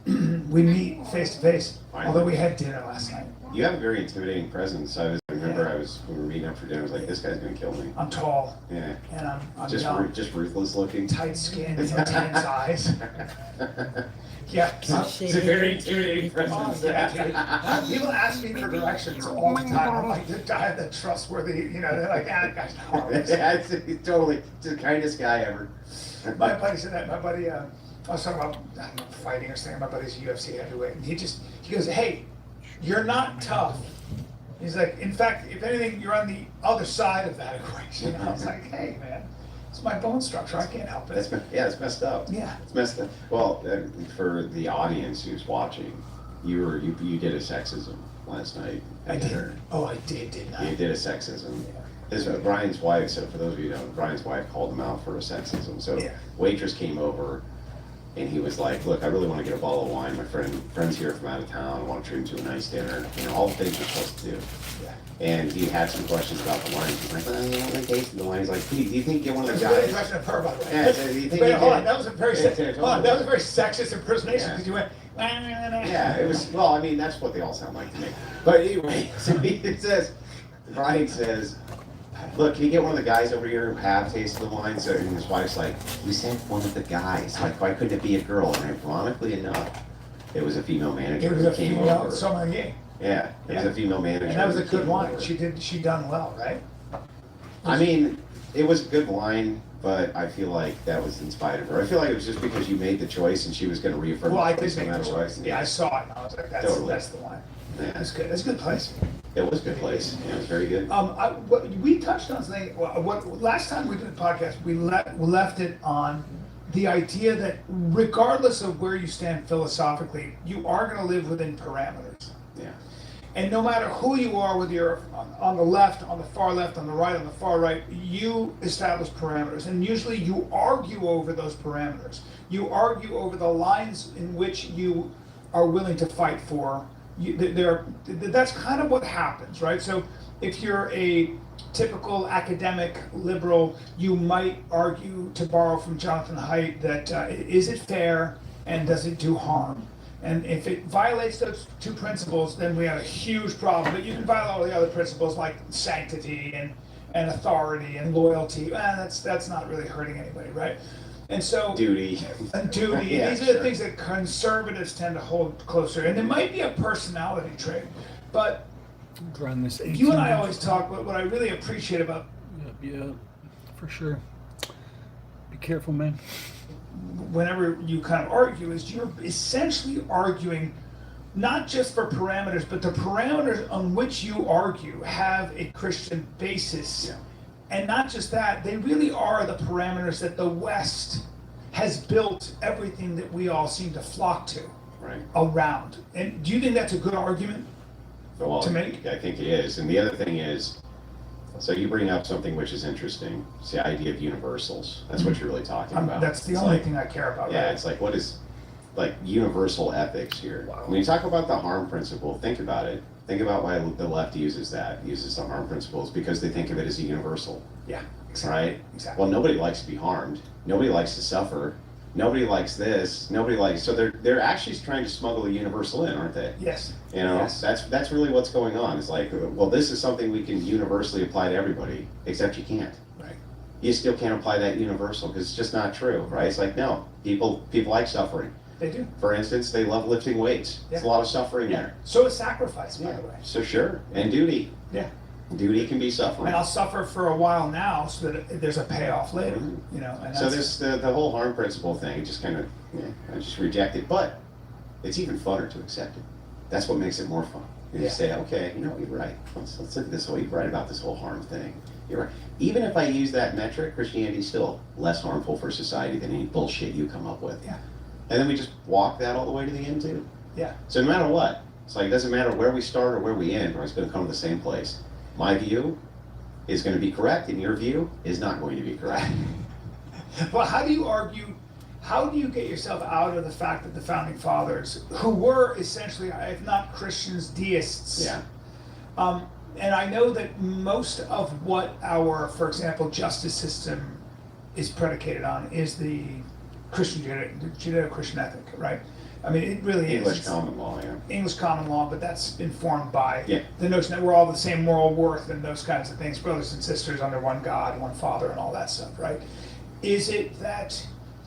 But what would you do with the people? What would you do with the notion of individual liberty?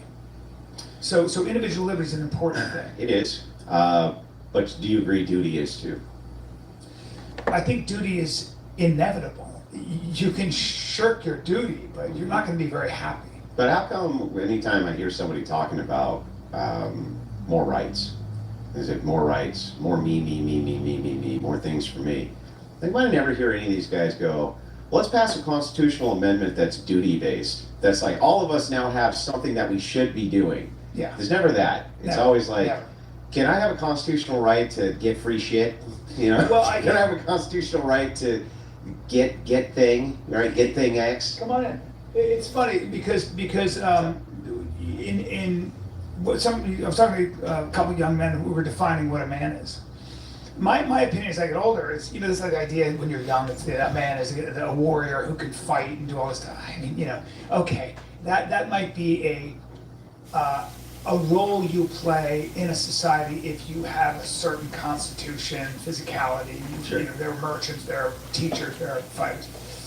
I think what a man really is someone who puts himself last, who is in a position of service, example, competence, which comes with authority, and ultimately, essentially provides more than he takes. That's at least the ideal. I think that's what it feels like, sort of be in a position where you can take care of people, provide them, you can provide for them, you can protect them, and you can guide them. Well, if I ask you this question, what is masculine and what is feminine, as far as like virtues go? What's a masculine versus a feminine virtue? I would say, I know what it is. What is it? I have to say that a masculine virtue would be protector, provider. And women is nurture, which is part of provision, but to be a nurturer, a healer.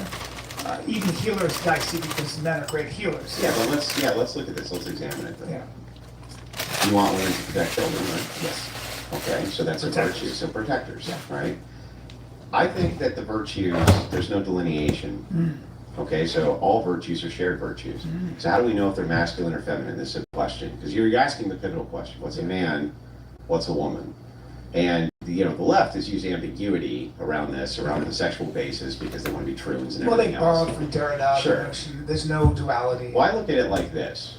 So if I want to see what's a masculine versus a feminine virtue, I look at if this virtue fails in mass by this sex, does society completely just become unraveled and get destroyed, or does it not? And so then, if it does, I assign that virtue to that sex. Or at least that role, right? Sure. Yeah. Well, I would consider that to be part of the virtues, right? Part of your duty. Yeah, your duty in society. So let's examine it this way. Women, let's say we have a full day where women just lose courage. That would suck. That would be really bad for society. Yeah. But if we had one day where men did, there is no society. And so if I'm going to break this down and say, so which one would we assign as a masculine versus feminine virtue? I think both men and women should be courageous. Yeah. But the reason this goes in the masculine category is because the failure of it completely destroys everything. Does that then suggest that the delineation is that one sex is better at this than the other? Oh, for sure. Right? For sure. Yeah. At least in a general sense. Well, but not always in a particular sense. Yeah. There are women who are more courageous than some men. Of There's course, no doubt. of course. I'm not going to say that that's not true. Of course. But in general, that shit's not true. Yeah. Right? In general, that's not true. Well, same thing with strength. It is true. That's There right. are some women Sure. who are stronger than almost all men. Yeah. But that ain't the case in general, right? Not even close. And so, By the way, your wife is stronger than both of us because I listened to the numbers she was putting up. So. well, I mean, she can lift a lot. Yeah, and I can't lift that much, and Yeah. I clocked that at dinner, and it kind of ruined my dinner. Yeah. Rachel. Sorry. Sounds like a problem for you. It is a problem. But anyway, so I would just categorize it that way, right? It's not even that difficult. When you think about it, it's actually really intuitive. Yeah. But you said something, at the end of the day, also, we have to talk about, in a society, your rights, your country has to be protected. Yeah. And whether you like it or not, there are stronger forces, usually men, who are better organized, better equipped. And they're going to kill you. And they're going to kill you. Yeah, Or they're they're gonna going kill to they're going to enslave you and do whatever they want. They're going to use you as a tool or whatever. And if you have that any pesky doubts, logic. yeah. pesky If you logic. have any doubts about that, please pick up a history book because that's the truth. So the fact of the matter is that a large question when you organize a society is who has a monopoly on violence. That's right. Who's got the monopoly on force? Very important question. And if it is government, which it probably should be, you want a republic, okay, you have to have a strong federal government, strong state government, but stronger federal government, blah, blah, blah. That's why you have to have representative government. You just gotta have your rulers. Think so? Well, your rulers have to be, and at least it's a refined democracy. The better way to say it is you've got to have checks and balances. You can't have a pure democracy. You can't have people. The founding fathers knew that. No, you can't. But I think democracy in general is a terrible idea. You do? Yeah. Let me show a different view. What about a republic, though? This is a refined Well, democracy. initially the republic was that there was no democracy, essentially, almost none. It was landowners. Well, not just that. Sometimes you had to swear an oath on a Bible in order to vote. Yeah, that's true. It's not a joke, Many states had that as a requirement. But let me take a different approach here. Forget government and government infrastructure. Government's just an extension of people, right? Really, that's all it is. Right. Let me ask you this question. In the Middle East right now, there's tons and tons of countries of low IQ, inbred Muslims, literally low IQ, due to the fact they've had 1,400 years of inbreeding. I mean, it's just objectively... You and I are going to disagree on this because I lived there. It's not that they're low IQ, it's the cultures are old and clannish. So Somali culture is a classic example. My friend who grew up in Somalia, it's so funny when I hear people say they have low IQs. It's so funny. That's a very old culture. I promise you, the Somalis are, like the Sicilians, very clannish. So when you're Somali, you're loyal to your clan first. Sure. Then Somalia. Then Islam. Then the United States. You don't think that the massive amount of first cousin marriage over 1,400 years has collectively lowered the IQ, though? Of course there was always that issue. Yeah. But, believe it or not, with a lot of tribes and stuff, they were aware of that. They figured that out. But people don't think they did. They did. There's this idea that they didn't.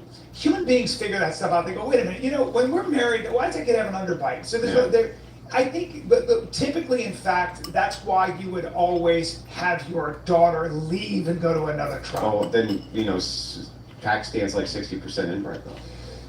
There are, when certain cultures come to another country, they get super insular and super clannish, and that is a major problem. It's the same thing with Ashkenazi Jews, especially when they're in those small enclaves, they would develop these prevalences of certain kinds of cancers and stuff. So I'm not going to say that that's not the case, but for the most part, the Somalis are, my friend was laughing at this, it's an old culture, just like the Sicilians. So please, if you think they're dumb, you'll be very poor at the outcome of that if you get into a situation where you underestimate, a group of Somalis who are... Well, I don't think you underestimate the group. But I know. But anyway, if I'm looking at it collective, I'm just looking at it this way. Yeah. You are not going to disagree on this point. Yeah. The United States is so far more technologically advanced 100%. than a country like Pakistan that it's like the Apollo dealing with the Starship Enterprise. Do you agree with that? Yes, 100%. So then how come the Starship Enterprise doesn't board the Apollo, take all their shit and leave? In other words, how come the United States, what's actually preventing us from just going in there, putting them all to the sword, taking all their shit, and leaving? Part of it's just because we've probably seen how that works out historically. Alexander the Great was able to conquer the world because he never did that stuff. What he would do is it's an interesting question, because what he did was he would essentially say, hey, to the leaders, you can do whatever you want, keep your customs and everything else, you just got to swear allegiance to me. Yeah. Genghis Khan would usually do that too, because what he found was when he had these young men come in and kill and rape and everything else, what those young men did when they went back to their communities is did the same thing to their communities. And all of a sudden he said, you can't do that to them. And then the Khan came up with a major problem, which is, this is not a universal principle. I am being subjective here, and I'm just saying it's okay to kill those people. I know they look like us, but they're bad because they're over there. That doesn't hold. It doesn't hold. You'll be a snake eating its own tail. And one of the things that I think, If you're trying to conquer. yes, but my answer, But not if you're just trying to kill and take the stuff. that's true. So the question is like, why don't we? Well, because I think it degrades us internally. I think what happens is you cannot, that is not scaffolding or bedrock you can anchor into. It becomes immoral. It becomes something like, if the only principle you have, because what you're doing is exercising one principle, which is the man with the biggest club gets all the shit. And even with chimps, when you've got an alpha chimp, the females turn on that motherfucker and tear him to shreds, right? And ultimately, what I appreciate, and this is why I love how you argue, because what you're arguing for is not just universal principles, but they're universal principles because they are more true than the other principles. And what does that mean? They work better. They Well, it's allow not just human that they beings work to be better, more themselves. but the reason I bring this example up is because of this. I don't. Outlaws in 500 feet. Meg? I don't know, I thought there was supposed to be an inspection today. But they give you such a wide time frame, like we could be there from 8 a.m. to 5 p.m. So it's like, what the fuck, guys? What kind of shit is that?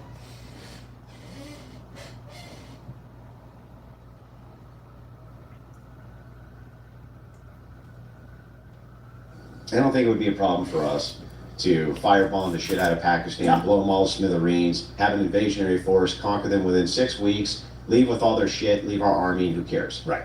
Bunch of decimated women, children, this and that. So they're actually banking in some ways on our benevolence. But what benevolence are we pointing to? We can't be pointing to like atheist benevolence.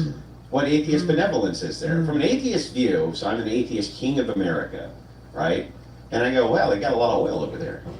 I could use some oil over here. You're right. So what do you say? You're getting into engineering now. So what do you right? say we go over there and we just fucking kill them all, and we take all their low IQ shit, they don't need it anyway, these fucking peasants. Yeah. And then we hoard it all, and we bring it all back here for us. Yeah. Well, it seems to me like the Muslims and the Jews and everybody on planet Earth is literally banking on the benevolence of Christians to not do this to them.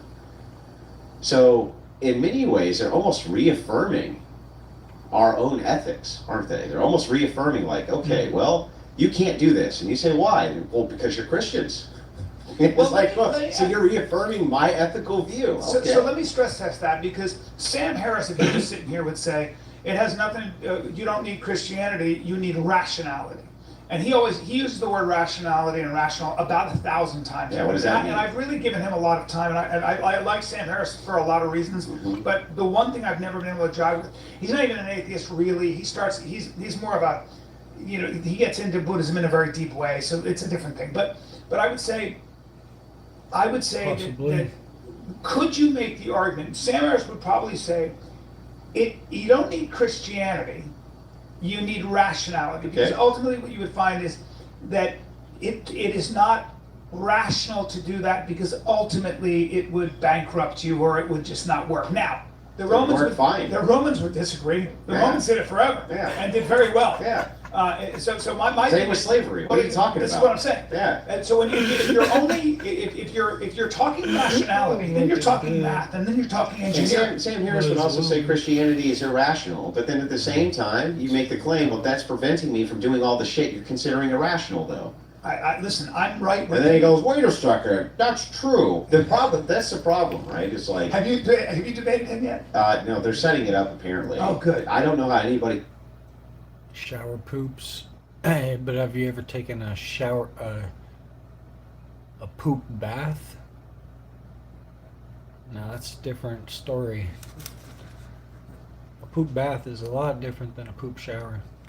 Could ever believe any of the shit he believes. It's going to take me 5 minutes. It's just going to clean his block. Sam's formidable though. He's not formidable. I've seen him watched him debate with Jordan Peterson. I'm like, come on, dude, are you serious? The reason you don't put your hand on the stove is because you don't put your hand on the stove. Because you don't. That's why you don't do it. It's like, oh, whatever, dude.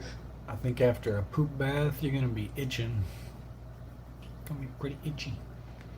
But anyway, The whole rationality argument is retarded on its face. First of all, what does that mean? What does rationality mean? Well, rationality. It means some shit that I made up. It might be something you can measure, right? So rationality would be this. How? I think they would argue this way. You would say there is something you can measure mathematically, meaning we have more stuff for us, or there's more to eat. There's more shelter. This is kind of how they talk, right? More for me to eat, more shelter, more oil. I'm right more, with you. ooh, it almost sounds like I should deploy my massively advanced army, kill all you fucking idiots who I don't like anyway, take all your shit, take it back here, and sit on the bed with my concubines. What's the problem? Keep going. Yeah. Let's expose all the profoundly retarded or people who are handicapped, because they're a drag on resources. Bullet to the head. And we can give that money. Yeah. Give that money to the, and then while we're at it, people who come from broken homes are probably gonna end up in, you can just keep going, right? Yeah. And that's my thing, and that's my So they're banking on our benevolence. Yes. That's interesting. What is the benevolence of banking? They're banking on the irrational Christians who believe in the sky fairy to continue to believe in their disappearing sky fairy. Those are really good. The magic man in the sky,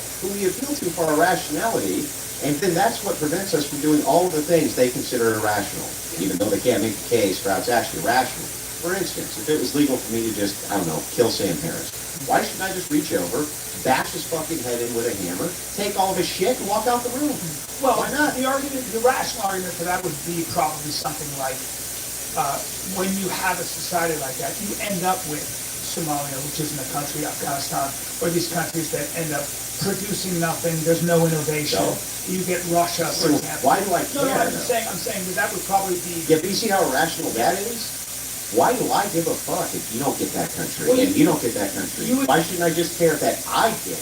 You would care because I would say to you, Andrew, you can't ultimately live in a society like that, because that somebody will bash you over the head. You're next, right? Because somebody's stronger. So you can make And then you tell the guy, but if you're over here for me. Well, now you get the better concubines, and that's the guy who gets his head And back. so what do you get? You get warlords and gangs. Sure. And you get hated.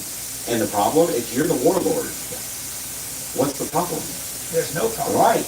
And that's the reduction that is annoying to me. Because again, what are you banking on? You're banking on the fact that random strangers in society, I want them to do well. Random strangers in society, I want them to do good. I want you to have a great family. I want you to have a nice life. This is my problem with communism. Communism is you place fealty to equality. Yeah. And so what you have to have with equality is a strong monopoly of violence for your top-down government, your Polish Europe, to bash or confiscate from the people that actually produce, take risk, and use their ingenuity to get ahead. You've got to keep everybody equal, which means you've got to keep everybody poor. And again, the only ideal you're going for here is some kind of an engineering deal that you're on board. You've got to keep everything equal. And good luck with that. You can't set market Those are real human prices. beings who are involved that, yeah. Well, let's look at this. This is an argument I call force doctrine. Let me run this by you. It's my position that all rights come from men to women, meaning that women cannot secure their own rights, but instead have to always appeal to men for rights. And this is because they have to always make that appeal to men. There's always going to be a patriarchy, because essentially women have to appeal to the patriarchy to destroy the patriarchy, which requires enforcement from the patriarchy. So it's circular. Yeah. I consider it a circular argument, right? So here's the way I see it. Let's say tomorrow in the United States, all the men wake up and like, you bitches are all slaves now, and you're all going into my concubine cage, and that's that. What could women actually do about that? They have to get other men. So women couldn't do anything. But here's what's interesting. Now let's reverse this. Right? Women wake up tomorrow and they say, "Oh, you fucking men, you're going into concubine cages," right? We would go, "That's cute," and then walk that way, right? They could not collectively force us to do shit. Now then it gets more interesting. If the conditionals that men don't like, though, from other men who rule them, right? If that gets too draconian, men have recourse. They can do something about that. They can do something about that because they can use a monopoly on force, right? They can't do that. So we've gone through the historic record. Women have never, ever, one time collectivized and used force to overthrow the chains of oppression. Only appeal to men to do it for them, right? That's why equality is a lie. That's why equity is a lie. That's why maybe a big piece of fucking chicken. That's why you need to be grateful as a woman and show some gratitude, because half the world does stuff your fucking asses in a cage. Because they can. There's no recourse. Right. Right? And what's happened here in the United States with these feminists, these feminists go, right, is they have gone out of their way to pretend that that reality isn't reality. And so the thing is like, probably there's a little bit of respect for the fact that men must hold a position of great benevolence, especially if they're Christians, because they don't do that to you. And when you're in charge of the influence, it's 600,000 a year that you kill. Well, let me give you another perspective on that, though, because we have to be careful as well not to measure strength like we don't measure bravery or intelligence with one method. We have to be careful about measuring strength. So it's true, men in the United States, let's take an example, home to the roaring stock market, to the NFL, to the Navy SEALs, to Delta Force, to the biggest guns, to the F-35, all new inventions. And that is one deal. For that matter, your favorite Marvel characters with their, the Roman chess and everything else. And that is a metric for strength, right? Well, we were talking about this the other day. There's another kind of strength. There's another kind of strength which could be something like, you can still have strength and courage as a woman, and you can put men to shame with your courage if you're willing to sacrifice, for example, your own body, right? You're raising 3 kids as a single mom, this is shit that's not doing. You make it work. So that's duty. Duty, sure. But so we do hold that kind of strength in high regard as well. Sure. Like we do with different kinds of intelligence. I completely agree with all of this. I'm not telling you to reject it. I'm not telling you anything like this. What I'm really doing is giving you a descriptive reality. The descriptive reality is like, this is what happened. And it does. It just comes down to the fact that, look, I think it's even worse. I think that the women should all be armed and tied in slaves and men, and it's still was treated in place. So the thing is, it's just like, that's how watch fighting is. I just watched a group of midgets take on these wildly enslaved women and just toss them around like they were nothing. Like they were nothing. I've watched, these 14-year-old soccer players beat these women's leagues like they're nothing, these professional sports teams. They don't really understand the differential strength between men and women on average. Whether they individually be stronger than some strength, no bearing on anything. Well, I would argue that the closer you come to objective reality, when you try to start your own business, build your own brand, when you do a sport on a high level, you tend to be a lot less idealistic. You tend to go, oh yeah, talk to women athletes, great athletes like Serena Williams about how they do against the number 1,000. Oh, yeah, no, we're not. Then actually are more rigid than reality. And a lot of those people, like with my fans, I get the professional team and they're like, like it's not even the same year. One of them was telling me, like, here's an average guy. I just want to go with an average man. And like, my husband's not a bodybuilder, but he's still strong as shit for the outside. So I'm like, well, that makes sense. But the thing is, it's like, my whole point is to talk about the idea of virtue, right? How is it not virtuous that we show that kind of strength? That men can, because you're in a vulnerable position, do this to you. Well, no. But get no credit for the virtue that they do. Well, I think we do. I think that one of the things we hold from who?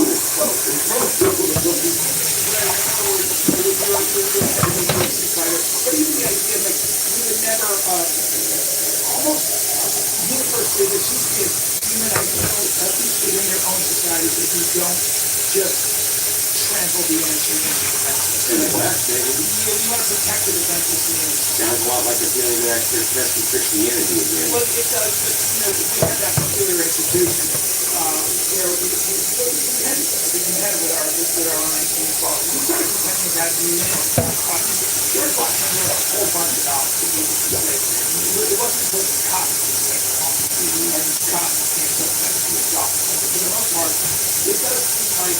Well, industrialization is arguing because slavery is not profitable in comparison to the replacement with machines. So hold that thought. What do you think of AI, this advancement of technology, as it sort of almost erases the relevance of male and female strength inequalities, the inherent differences in our bone structure. How does it do that? Well, whether it's weaponry or whatever it might be, as things, we're fighting drones now. So now it's about this, right? So more and more we seem to be, we're physical I love activity. that first 100-pound missile on the trunk. Yeah, well, and then you transport it, 500 miles down the road in this massive diesel truck. That's a manual steering, nightmare. All sorts of horrific terrain. And then we have to mine all the shit for the bombs out of the most desolate wasteland fucking conditions possible.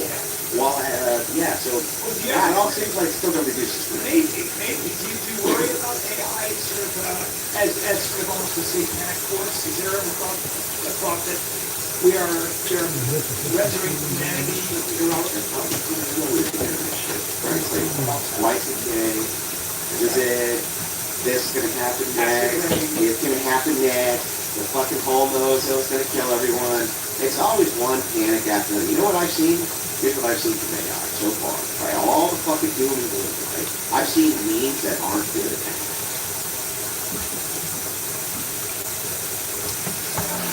It feels great when it's clean. The new O'Cedar H2 Pro and its 2 separate tanks. Springs clean water, wipes clean, and the dirt goes into a separate tank. The new H2 Pro system from O'Cedar.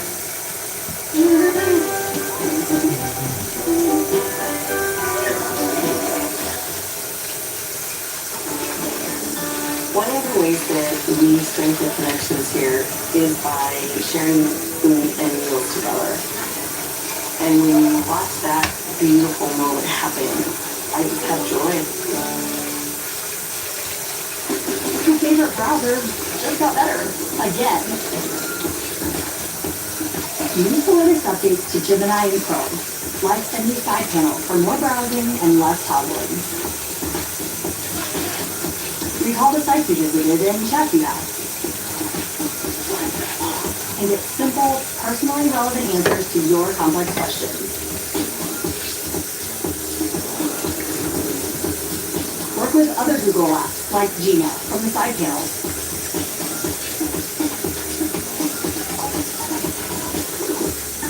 It's like without switching tabs.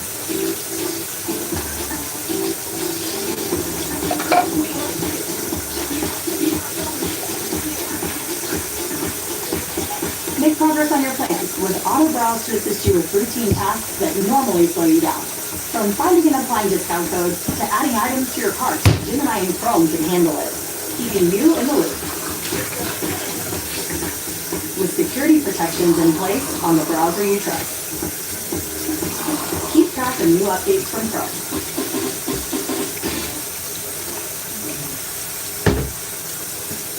That's not what I've seen. Or people used to play women that they want to see naked.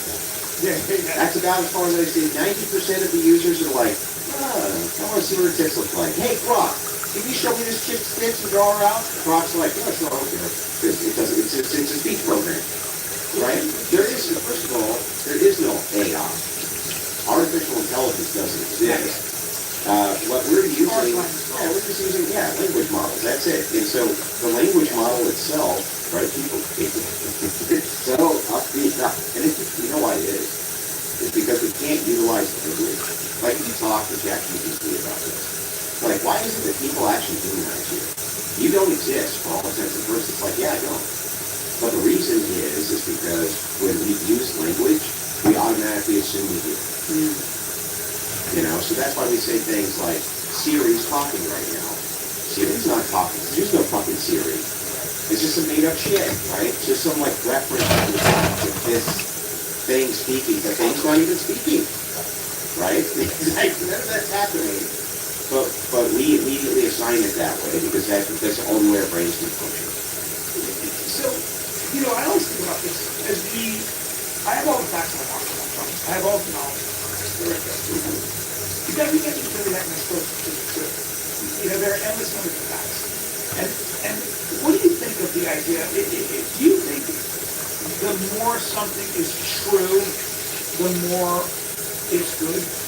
Do you equate truth? Generally, with yeah.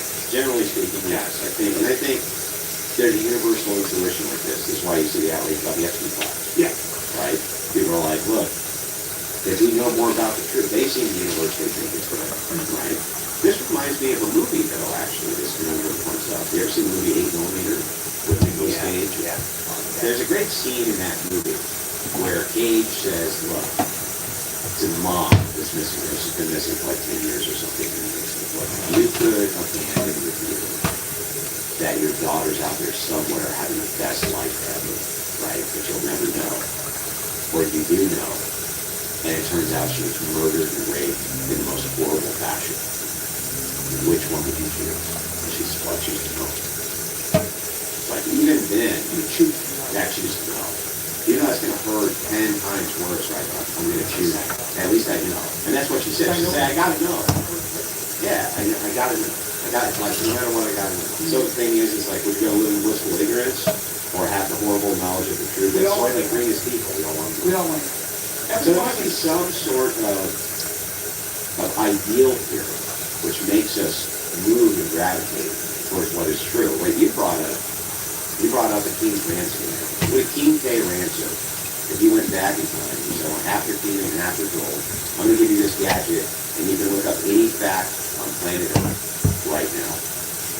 He would be like, yep, here you go, here's all of it. And then you fuck. Because you have all those facts, but you realize something. You know about these some little dishes facts. that you like to use? You should have paid your whole ransom full of gold to getting the best people on planet Earth to come in and interpret these things, right? That's exactly right. And that's the big problem that we have. So we got all this knowledge, but who cares? You don't know how to interpret it. It is that sort of notion of the tree of knowledge, you know. Like, be careful what you ask for. You know? Yeah. I don't know if that makes you any freer, and I don't think it makes you. I don't think it makes you any closer to the truth. Well, that's why so many people use the internet, like, remember the whole thing, like, yeah, all the knowledge, collective knowledge of the earth and our phone is to look at fluffy kittens, right? Which is true. But why? Well, there's no interpretation there. It's just designed to, like, some sort of, like, emotional gratification. Oh, look, the little kitty's playing with this stupid little toy. It's like, that's it. Look, let me look at another one. I'll look at another one. There's no interpretation really there. It's just like a universalized emotional kick. So they do real well. The second you start getting into facts and data, and you start getting into what's true, what's false, epistemology, anthropology, cosmology, et cetera, et cetera, et cetera, now we're getting into interpreting. And it's once we get to interpreting it, that we have such a hard time. That's why the phone doesn't do it. Well, how did you arrive at this conclusion? You have an engineering brain. You have a very logical brain. And you're very good at sort of like reverse. I think you use the word deductive reasoning, but inductive reasoning, right? So you kind of go, let's work backwards. You know? Yeah. Well, that's inductive reasoning is what all of us initially use every day. So you just take it for granted because you're a kid. It's how you interact with the world. It just works like this. Where did I leave my car keys last night? I left them up on the shelf. Therefore, the first thing I should do is check on that shelf, and I should find my car keys, right? That's all just inductive reasoning, right? It seems like that would be the case. Seems like that would be the case. Why wasn't that enough for you? Why Christianity? Well, because when we utilize the government, we have some serious problems. We grant ourselves access to a lot of things that we shouldn't be granting ourselves access to, which are called transcendentalists. Yeah, you doubt that this is relevant. Okay. Because there are certain abstract truths you'll never see with the truth. Yeah, I'm not an expert. I usually start on the other end of the spectrum instead of in the beginning. So I'm not an expert on presuppositional apologetics at all. I'm sure somebody else, here's my disclaimer, I'm sure that there's a preceptor out there who's like, Andrew, damn it, you could have done this better. But I'll try to give you the outline.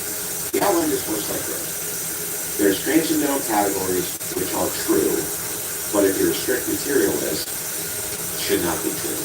And therefore you can't account for them or account for the use of them. Example, if you're a strict materialist, then logic itself is either a social construct or it's a material thing. It has to be one or the other. And so if you ask a materialist, okay, if logic is just a social construction, Why can't I change it? You can't. And they don't know, but yet grant themselves access to it. They say, well, it's true, I can't change it, and yes, it just exists, right? But I'm still going to use it as a materialist, even though it's immaterial. People do this shit all the time. Now this to me is wild. It's the same thing as all sorts of other transcendental categories which exist too. You can say mathematics would be one that's discovered instead of socially constructed, right? This is a universal which is discovered. It must be because it's constant. It's always true. 1 plus 1 is always going to equal 2, even if you assign a value to it. If you say 3 plus 3 equals 2, you're just actually saying the value is 1 and the value is 1. There's no way to get around it, right? So these are not constructed truths or discovered truths. Well, that shouldn't be possible from a materialist perspective. Meaning they always existed. Like before you were here. Even if they never always existed, let's say they didn't. They shouldn't exist at all because they're not material. Everything from a materialist view is supposed to be accounted for with stuff. Right? There's stuff. So what fucking stuff is that? We don't know. But it doesn't matter if we don't know. We'll discover it one day using the power of science. And it's like, although there are theories that people dream up, right? Look at a shelf, and 100 years later, that theorem is used to put a rover on Mars. That theorem is used, that mathematical sort of equation is necessary to do something physical in the world, which is something I kind of find fascinating. yeah, well, they have to discover these things, Yeah. these universals, and Yeah. once they're discovered, yeah, it's funny how they coexist with all of the laws of the land.